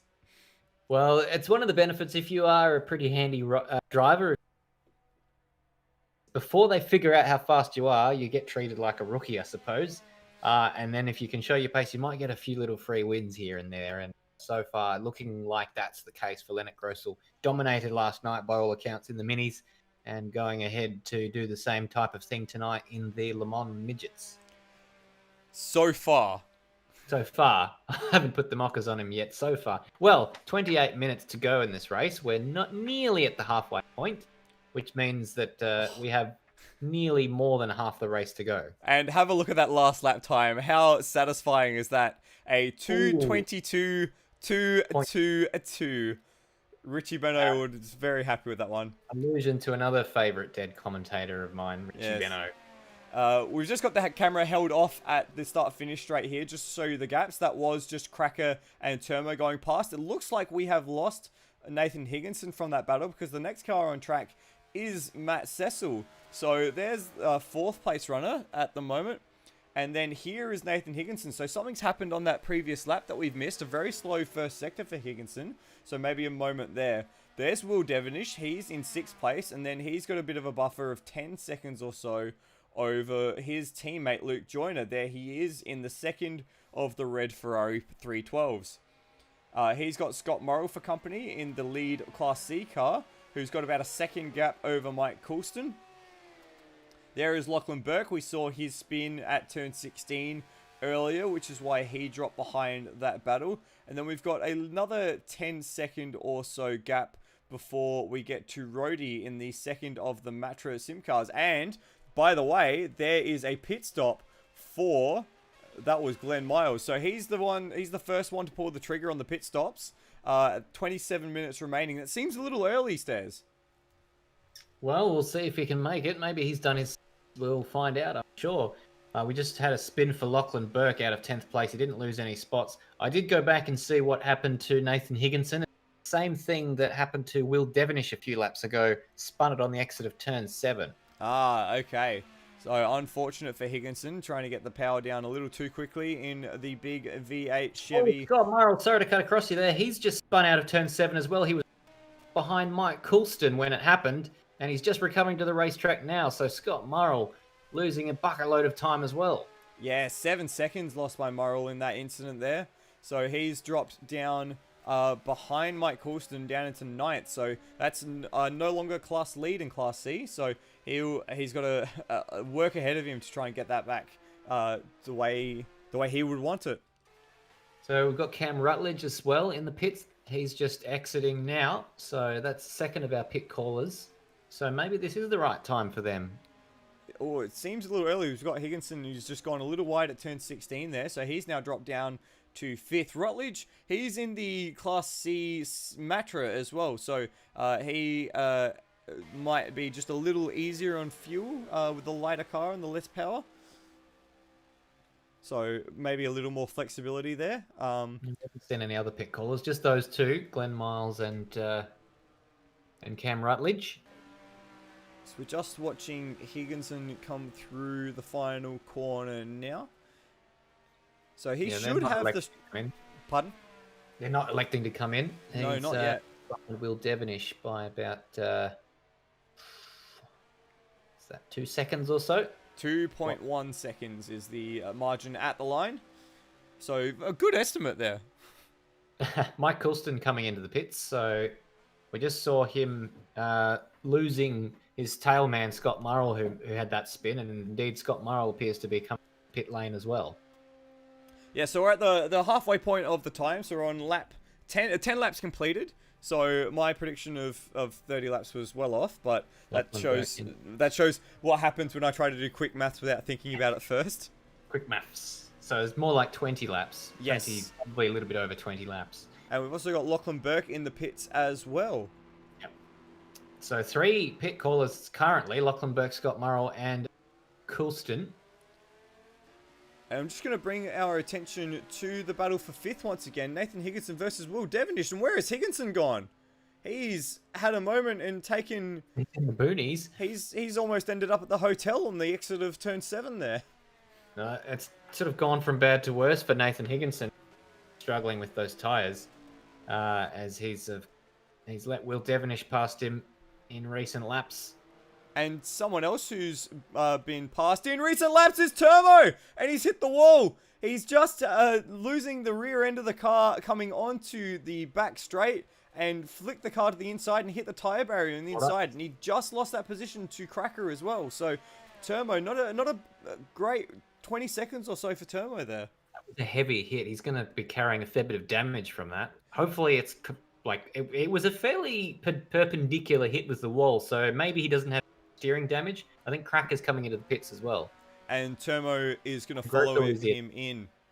Grossel is in race leader in the pits as well. So the top 3 in the pit lane. Looks like Matt Cecil might be continuing around, so he may well assume the lead of the race. He will, because Leonard Grossel is still stationary in his box. And gets moving just as you say that, Stairs. So Grossel will come out in 2nd place. And there he is now. We'll watch him go all the way down to the end, past the bollards there as Sebring. The long pit exit. He has conceded, it says 32 seconds to Matt Cecil. I don't quite believe that, because Cecil is just up the road. In fact, we'll find Cecil there. He's just going through turn 5. So, brief moment in the sunshine for Cecil, leading the race through the pit sequence. Yeah, might as well give him a bit of airtime. Beautiful sounding machine, the Ford GT40. That in the Mark 1, it was the 5-litre engine, or the 4.9-litre engine, which they were actually able to homologate under Group 4 because they couldn't use the Mark 4 anymore because that was too big for the Group 6 regulations rather. You have the memory of an elephant. I did just put that feature together a month ago or a fortnight ago, so it is all very fresh in the memory. And smoke coming out the back of that car. I'm wondering. Hoping that's just a bit of tire smoke. Yeah, maybe just using a little too much of that 5-litre power plant. Because it was a weird position. You wouldn't normally expect smoke that far out of a corner, that far into corner exit, unless he's really torturing the rear tires. Got Rhodey in the pits at the moment as well. So he's down in 10th place at the moment. Dropping down the order. And Cecil's really struggling with these tires at the moment. He's beginning to plow like a through through some of the slower corners. I didn't want to test myself and go too far with that metaphor. I decided to keep it safe. You'd get away with it. But don't want to be too crass here. Fair enough. Well, Matt Cecil coming around the final corner. We expect to see him into the pits this lap. It's been quite a long run for him. But he goes around once more. So that was a bit of a surprise. Leonard Grossel, based on the pace that he has been showing, might overtake Matt Cecil on track this lap. And speaking of Leonard Grossel, there he is in the background of shot. Fastest middle sector of the race last time around, a 37.3, which is... Nathan Higginson in the pits. Sorry to cut across you there. That's all right. So Grossel's got the power down at the minute, and he's certainly looking like he's in the box seat to take the lead before Cecil even has the opportunity to take his pit stop. He's cut that 3-second gap that it was at the start of this lap to 1.5 already, and not even out of the sector yet. Yes, quite impressive work in the 908 for Grossel. Really putting on a show here. He might become one of the ASR heavyweights if this sort of form is anything to go by. Because keep in mind here as well, we've got Will Devonish, who we said at the very top of the show is one of the more accomplished racers in ASR, what was formerly AMS Oz, and we've seen glimpses of it as well in ASC. And he's 18 seconds behind Grossel at the moment. So I think Will that's Devonish, he'd probably tell you, he'd be the first to tell you that he hasn't had the kind of night that he would normally enjoy. Maybe he's a little bit underdone in terms of practice, but Grossel is right up behind Matt Cecil here. I think he's going to drive past Matt like he's not even moving. Although might he not be actually that is. He does have in to behind. drop in through the pair of sweepers, but I reckon he's going to swing out to the right here and make the dive, and he does indeed. And that is the lead returned to Leonard Grossel. Yep. What a performance so far. No need to fight that one. It's not his battle to fight. He's on old tyres, on a low fuel tank. And Leonard Grossel is on very, very new. And a bit of a timing glitch there on my screen showing Matt Cecil in third, but that's not the case because Cracker is not between Leonard Grossel and Matt Cecil. So just AMS things. Just Wouldn't be AMS surprised to see things. Matt Cecil come into the pits this lap. You would expect so, as just AMS things happens once again, and cycles are camera. And yes, he does hug the inside wall and make his way into the pits. So that will be Cecil in from second place, as Leonard Grossel sets the fastest lap of the evening. There he is, a 2:21. So despite passing someone for the lead of that race, he set the fastest lap of the race. I don't think he's the fastest lap he was capable of on that lap, because I reckon he backed off a little bit when he caught up to Matt Cecil just to set up the pass. Oh, interesting. Cracker has now set the fastest lap of the race in the Wildcat 917. So getting onto that fresh rubber has started a spark in that 917. He's 20 seconds adrift of Leonard Grossel, though. So, well, let's see what Leonard when he has clear track. Interesting. We'll leave that front battle where it is for the moment and see who else we can catch. This will be pretty close. Devonish is just coming onto the main straight. Actually, no, we'll grab Termo first, because Termo is just going to come out behind Matt Cecil. So Cecil, by staying out those extra laps, has actually managed to jump Termo here. That's a surprise. Very good job from Matt Cecil. So he certainly had his eye in towards the end of that session, and he now has the... Well, do you reckon they changed tyres? He should have fresh tyres to the end of the race, if that's the case. It might be interesting. That might be how he's managed to gain that much time. Because I mean, we did see Termo have a spin late in his stint, but I don't think there was that much of a time gain, unless Termo's made another mistake around the circuit somewhere.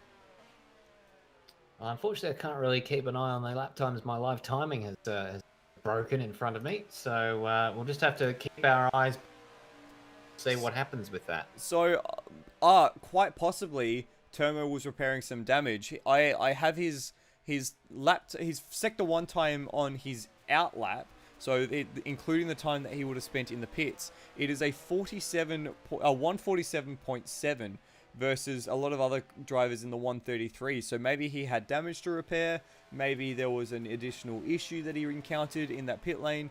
He certainly wasn't as quick through the pits as Matt Cecil was. Yes, so these races can definitely be won and lost in. And we've seen a change of position in this case as a result of that. Absolutely right.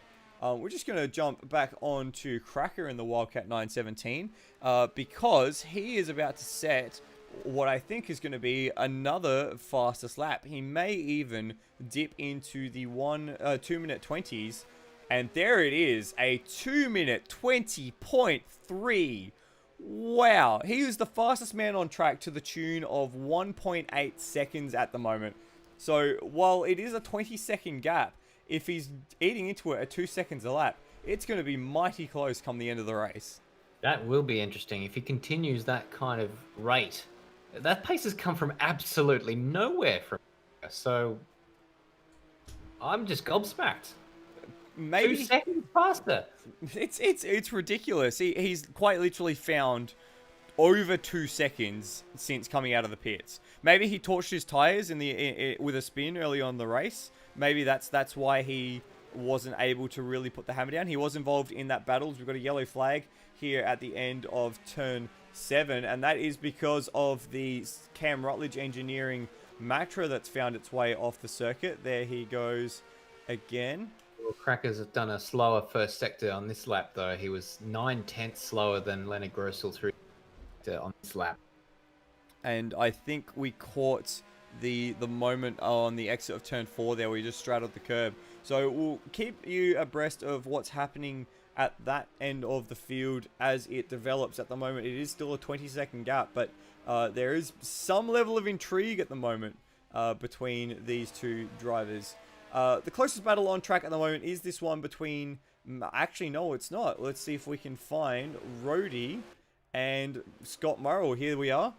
Cracker back on it, and they're 6/10 faster through the middle sector. He's not had to negotiate the traffic because Manuel Centino's just got out of his way quite handily for it. So Cracker now has a fair bit of clear track to continue his chase of Leonard Grossel. So we'll keep you up to date as that happens.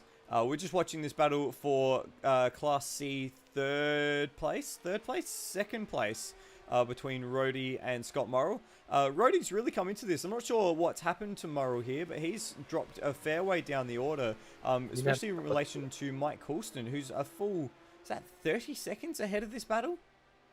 So that suggests that maybe he might have repaired some damage in pits after he had that spin prior to his pit stop. Quite possibly, if he's had another moment since then.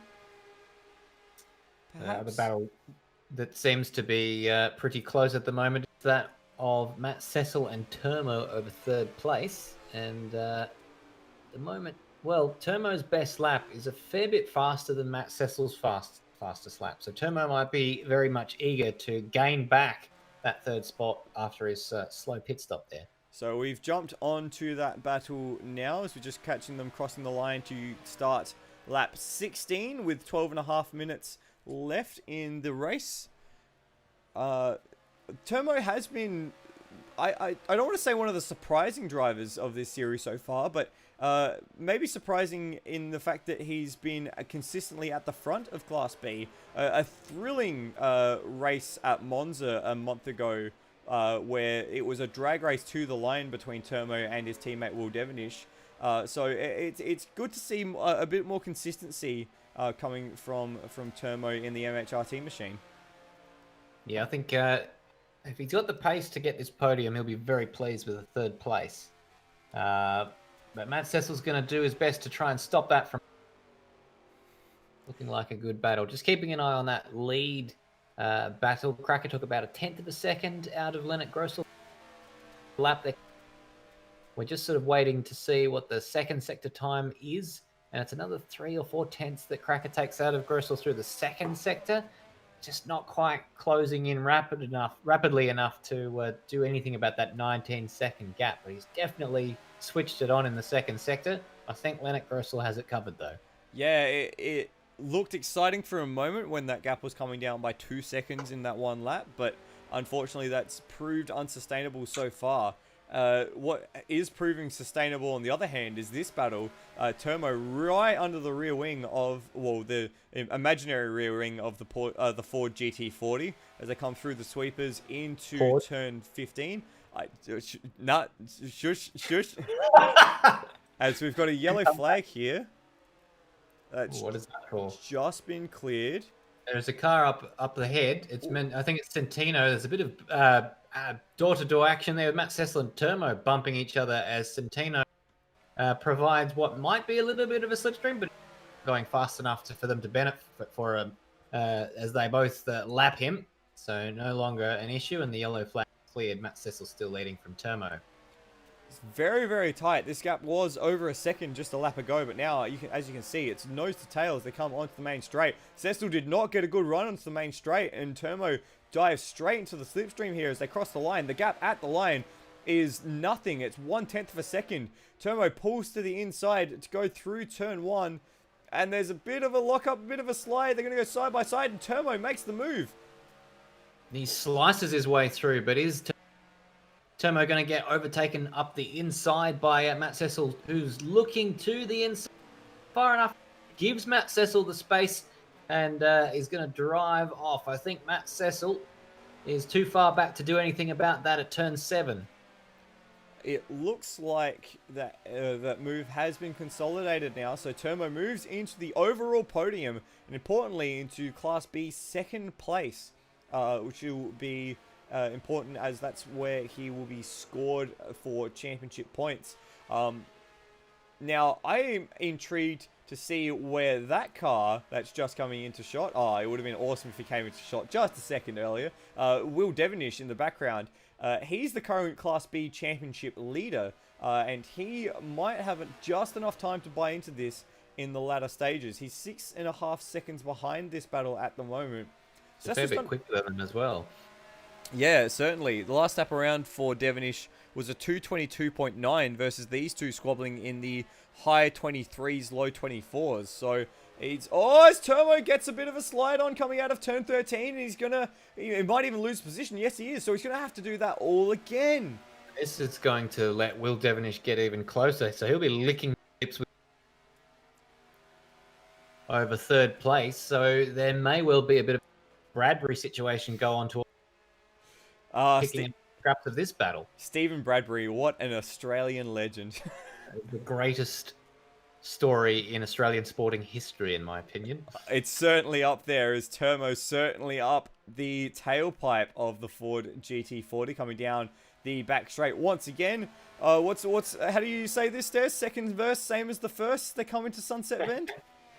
Well, Turmo diving down the inside, that was a very maneuver to what we saw in the previous lap. Cecil might have a try down the inside. That was a decisive move. Turmo got it done. We just saw a penalty flash up on screen for Cam Rutledge, presumably for too many track extensions. Yep. But a good pass from Turmo down into Sunshine. But I don't think Matt Cecil was expecting that. It was certainly authoritative there. It sliced his way through on the inside and took away that position, that higher ground from the GT40 of Matt Cecil. So Turmo's back into third place overall.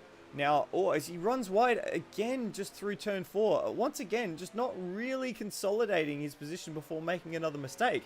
And if you just have a peek in the background, look who's looming larger in every single shot. It is the red Ferrari, who was second, whose last lap around was 3 seconds faster than this pair. There he is in the background as they go side by side to turn 7. Down into... what is Turmo doing? He's driven onto the grass and involuntarily given Matt Cecil back. So gloriously wrestled from him at Sunshine Bend, and Sunset Bend, I should say. Matt Cecil drives off into the distance. Will Devonish is getting ever closer to this battle because they just keep doing unforced errors.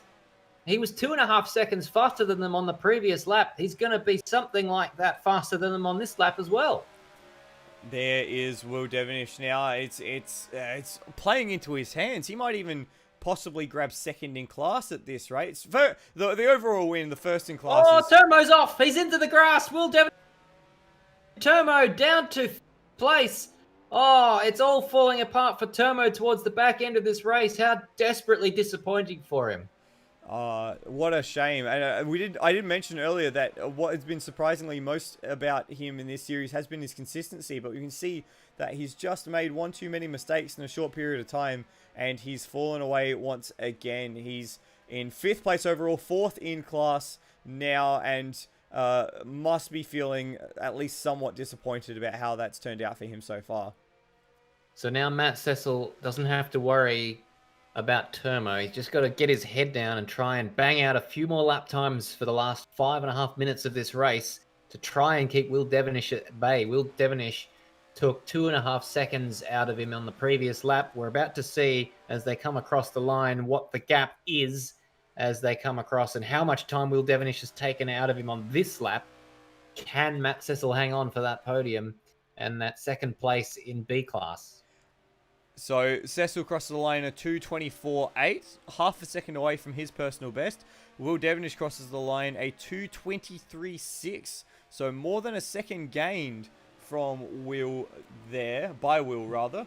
Not as much as the gain on the previous lap though, so I think maybe that kind of rate of attrition, it might be mighty close at the end, but Matt might be able to hang on. Yeah, and this is the thing. Will's just got on the curb. He's going to give up a chunk of time there. Didn't spin it, but really had to get out of the throttle crucial traction zone. So that's gonna resolve the question I was just about to ask.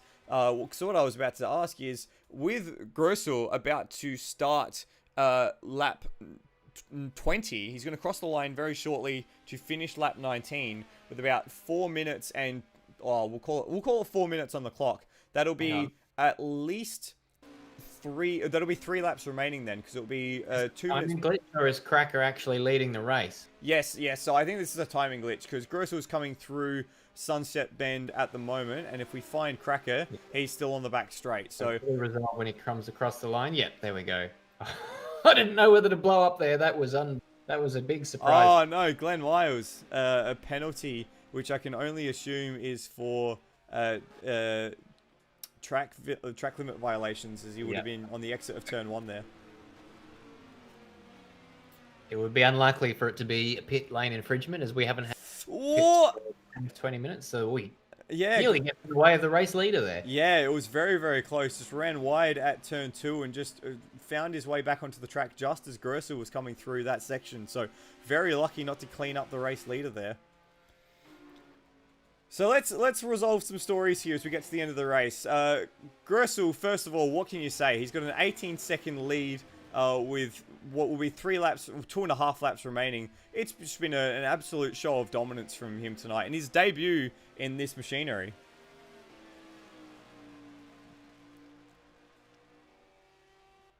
Go on. That's all I had to say, really. Just admiring the performance that Leonard Grossel has shown us tonight. Just looking at the live timing again, Will Devonish. I think that's pretty much sort of 1-1 for Matt Cecil and Will Devonish. They set almost identical lap time on the previous lap, down to the 10th of a second. So whereas Will Devonish had a sloppy first, Matt Cecil had a sloppy middle sector, and then the final sector was a 52.5 from both of them. See, now this is going to be the thing that's going to be the struggle town for Will. In order to get that gap back, that 3-second gap, he needs to get a second a lap and make the pass. It would have been a much simpler equation a lap ago had he not made that mistake, but with that little mistake, it's going to be very, very tight. So this is the story for the Class B podium and the overall podium, let's not forget, between this pair with Turmo lurking behind. While this is still playing out, let's see if we can find our Class C leader, which is Mike Coulston. He's just gone a lap down to the overall leader. He's been in control of the race pretty comfortably since the pit stop sequence, as we can just see Glenn Miles in the background taking his drive-through penalty.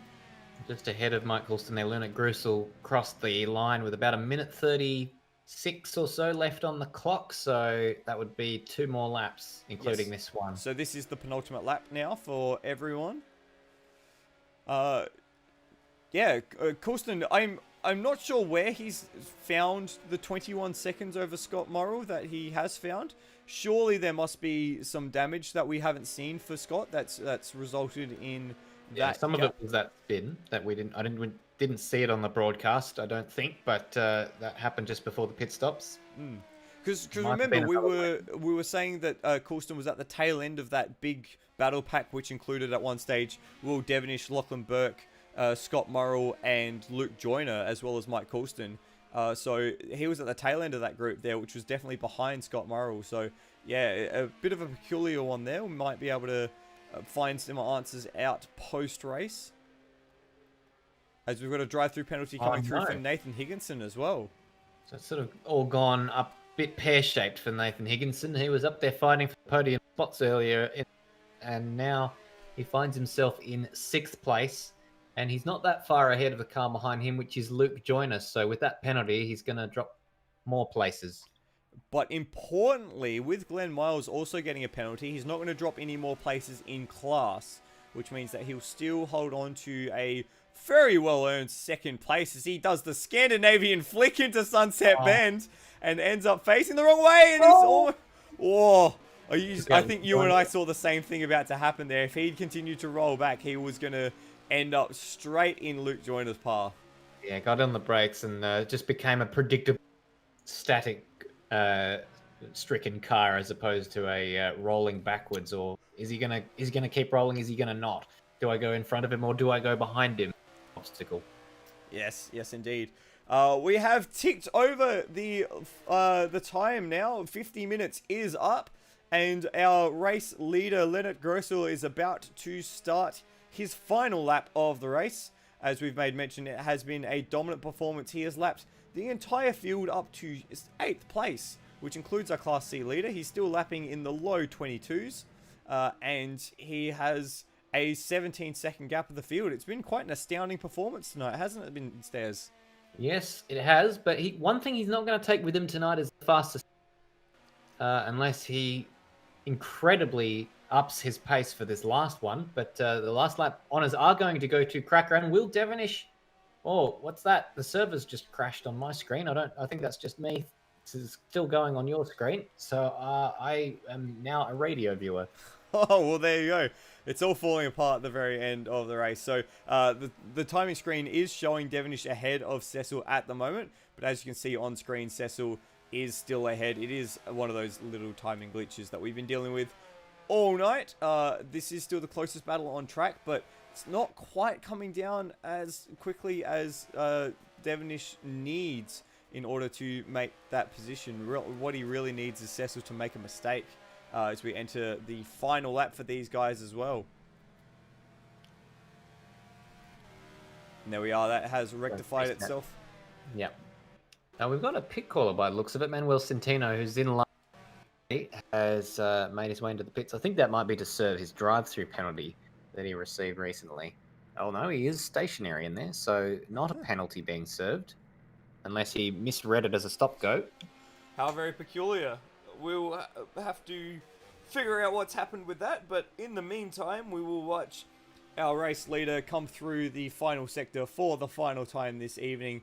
Very aptly choosing the Solar Productions 908, which, as we saw in our feature earlier, placed second here and won its class back in 1970 at the hand of Steve McQueen and Peter Revan.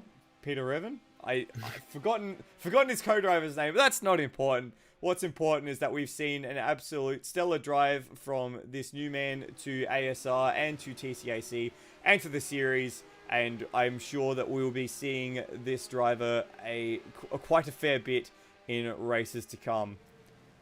Comes across the line. Leonard Grossel takes victory in the Sebring Grand Prix, the 50-minute endurance, round 4 of the TCAC Le Mans Retro Series. So Higginson, but despite his late race dramas, down there in 7th, is still going to finish second in class. Yes, and the person who's going to win Class A is Cracker. He comes across the line there. It was 16.5 seconds come the end of the race. Fastest lap to him as well, with the 2:20.3 that we were talking about. Which is honestly just quite an astounding lap, to be honest. That's a bit ridiculous. That's over a second quicker than anything else we saw tonight. Yeah, well faster than the race win. Was indeed. 1.2 seconds slower than that. We're just watching the battle for third now, and it's closed up quite a bit. Matt Cecil has got the advantage coming into the last corner, but Slipstream should have covered from there. Yeah, it'll be close. You wouldn't want to make any mistakes though. As he comes through Sunset Bend. Breathe. A little bit of tension. Breathe. He's run very narrow. Devonish has got a little bit more speed. It's going to be very close coming up to the line. The slipstream's on. He's moved across to try and break the slipstream, but it is going to be the final spot on the podium from Will Devonish in 4th. But they will both finish on the Class B podium in 2nd and 3rd place as Termo comes across the line in 5th. He was the man who was looking the most likely for that podium outright before his spin late in that race. Yes, indeed, you are correct. Lachlan Bork has just crossed the line. He was a lap down, finishing in 12th. And then it looks like Luke Joyner will be the next car to grace the finish line. We've also had, it looks like, Cam Rutledge and Rhodey make their way across the finish line, as well as Glenn Miles and Scott Morrill, who took home, he hasn't taken home Class C honours, my mistake. Got the honours. It was Mike Coulston who took home Class C honours. We were talking about him during that race because he was behind Scott Morrill. Of course, we saw that we heard that he spun and he had some issues, potentially a long pit stop, and good job from Mike Coulston, the pole sitter in Class C, getting the win with a consistent drive. And the last car on the lead lap is Nathan Higginson, who crosses the line now to take home a Class A second place. And there we are, everyone. That was the 50-minute round 4 from Sebring. An old gap between first and second in Class A. Yeah, quite, isn't it just? It was 2 minutes and 8 seconds, the gap between Higginson and Cracker. So almost a full lap. Some celebratory accidents, some celebratory deaths into the very concrete wall of tyres there. That we love to see here at AMS. That's what the group does best. They do some celebratory donuts. Yep. And we'll leave it there for the evening as the server ends as well. So not too bad, the Sebring racetrack there. Some action. Certainly a good race in parts. I think some drivers will be disappointed with their consistency and their use of the curbs and their use of the track. A few people having some errant spins that maybe drop them out of position, but it's certainly a very intriguing race, and in the end dominated by Grosel, who was just untouchable almost from the get-go. Got a few of our drivers starting to join us now for a bit of a chat post-race. Yes, and we have do we have our overall winner, Leonard Grosel? He might be going by another name. I'm not sure, to be honest. That's what I'm trying to figure out. If you are in here, give us a shout. Well, we do have Scott Murrell, so maybe we'll have a bit of a chat to him, Michael. But he didn't even win his class. What good is he? We do have Cracker. Cracker's the class winner. Cracker! Hi, guys. Congratulations on a Class A victory, but unfortunately not an overall victory for you. Still good points in the bank. Just take us through that race. Yeah, it was a good race. Got tangled up with Higo there towards the beginning. I don't think I would have got Leonard. He is very, very quick. But yeah, it was a good race. Found some pace after the pit stop. It was really good. Yeah, we were in awe of your string of fast laps after the pit stop. What changed between the two stints that allowed you to put in that sort of pace? Not quite sure, to be honest. Just got used to the track. This is the first time I've raced on the track, so I suppose got used to it. Then got some good tyres on there and made use of them. Yeah, just worked it out a bit better. That's all. Awesome stuff. It was an incredible few laps from you there. Unfortunately, didn't quite have it in the end to crack on for that overall win, but you still take race winning points in Class A. What are your thoughts at the moment? Of course, Bolger isn't here, who's been the king of Class A for the last few rounds. Are you using this as a bit of a buffer zone to try and grab as many points as you can before he gets back? You've got to, don't you? Absolutely. He's very quick. So yeah, just got to take advantage of his holidays and not being here. So yeah, I'll make the most of it if I can. Fantastic, and you made the most of it tonight, taking home a well-earned Class A victory. Congratulations, Cracker. Thanks, mate. Do we have Leonard Grosel in the chat now? I'm back. Awesome. There he is. First of all, fantastic to meet you. Second of all, fantastic race this evening. Thanks, cheers. Yeah, you were almost untouchable from the get-go. First time in these cars. Is this your first time at the track as well, or have you had experience at Sebring before? I'm used to Sebring, which is probably one of the reasons why I was so on pace, I guess. I've raced there a couple of times before.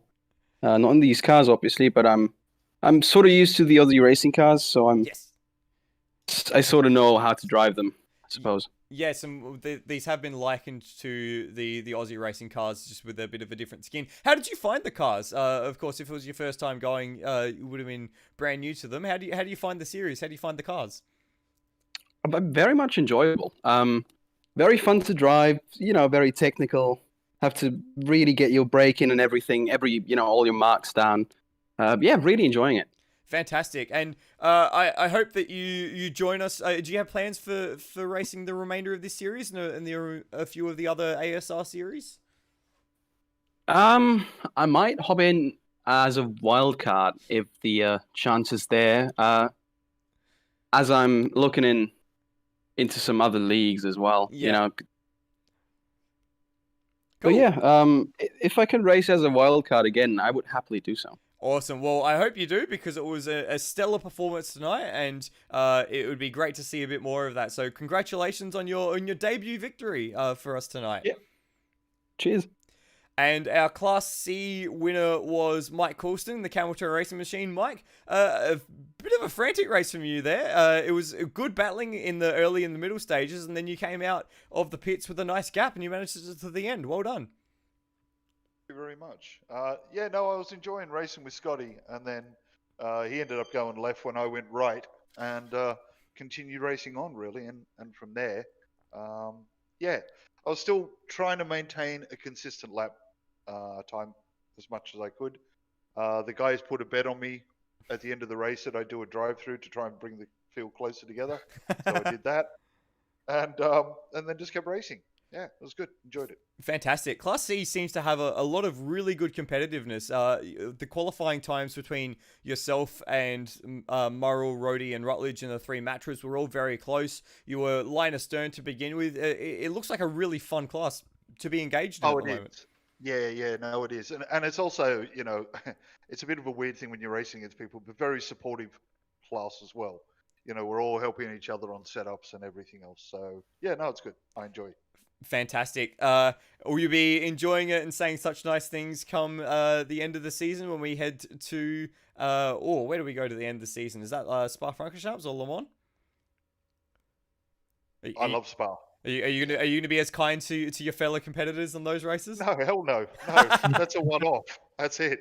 That was their one chance. That's it. I promise I will not do a will. I will not choke. Thank you for that, Morrow. Congratulations on your win tonight, Mike. Thanks, and guys. yeah, we'll hope to see you next time. All right, you will. Thanks, guys. Fantastic. And that was our 3 class winners this evening, Stairs. Storylines throughout the field, but I really got to say the battle for Class B, that podium position between first Termo and Cecil, and then Cecil and Devonish, and then Termo, Cecil, and Devonish, that was something that kept us really intrigued throughout the latter stages of that race. Yeah, it could have gone one of 3 ways towards the end. If I had put money on it with 15 minutes to go, I would have promptly lost that money.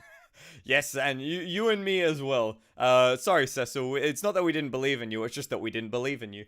Well, Terma was definitely showing the pace, and it wasn't the one expected to see make that mistake. So that was a bit of a surprise. Will Devonish recovered well from his early mistakes in the race and finished strongly, but not quite strong enough to overhaul Matt Cecil. So well done to Matt Cecil for picking up that 3rd place and 2nd in B class. And that is interesting because that means that Devonish actually extends his Class B championship lead. So we'll just bring up the championship standings prior to this evening's racing in Class B. So with Devonish taking that position, taking 3rd place in class ahead of Termo, that gap will be extended. So we'll get more clarity on that next time out. For Class A, Cracker will leapfrog Steve Bolger into the lead of class after Steve wasn't here tonight. So Cracker will be the new class leader.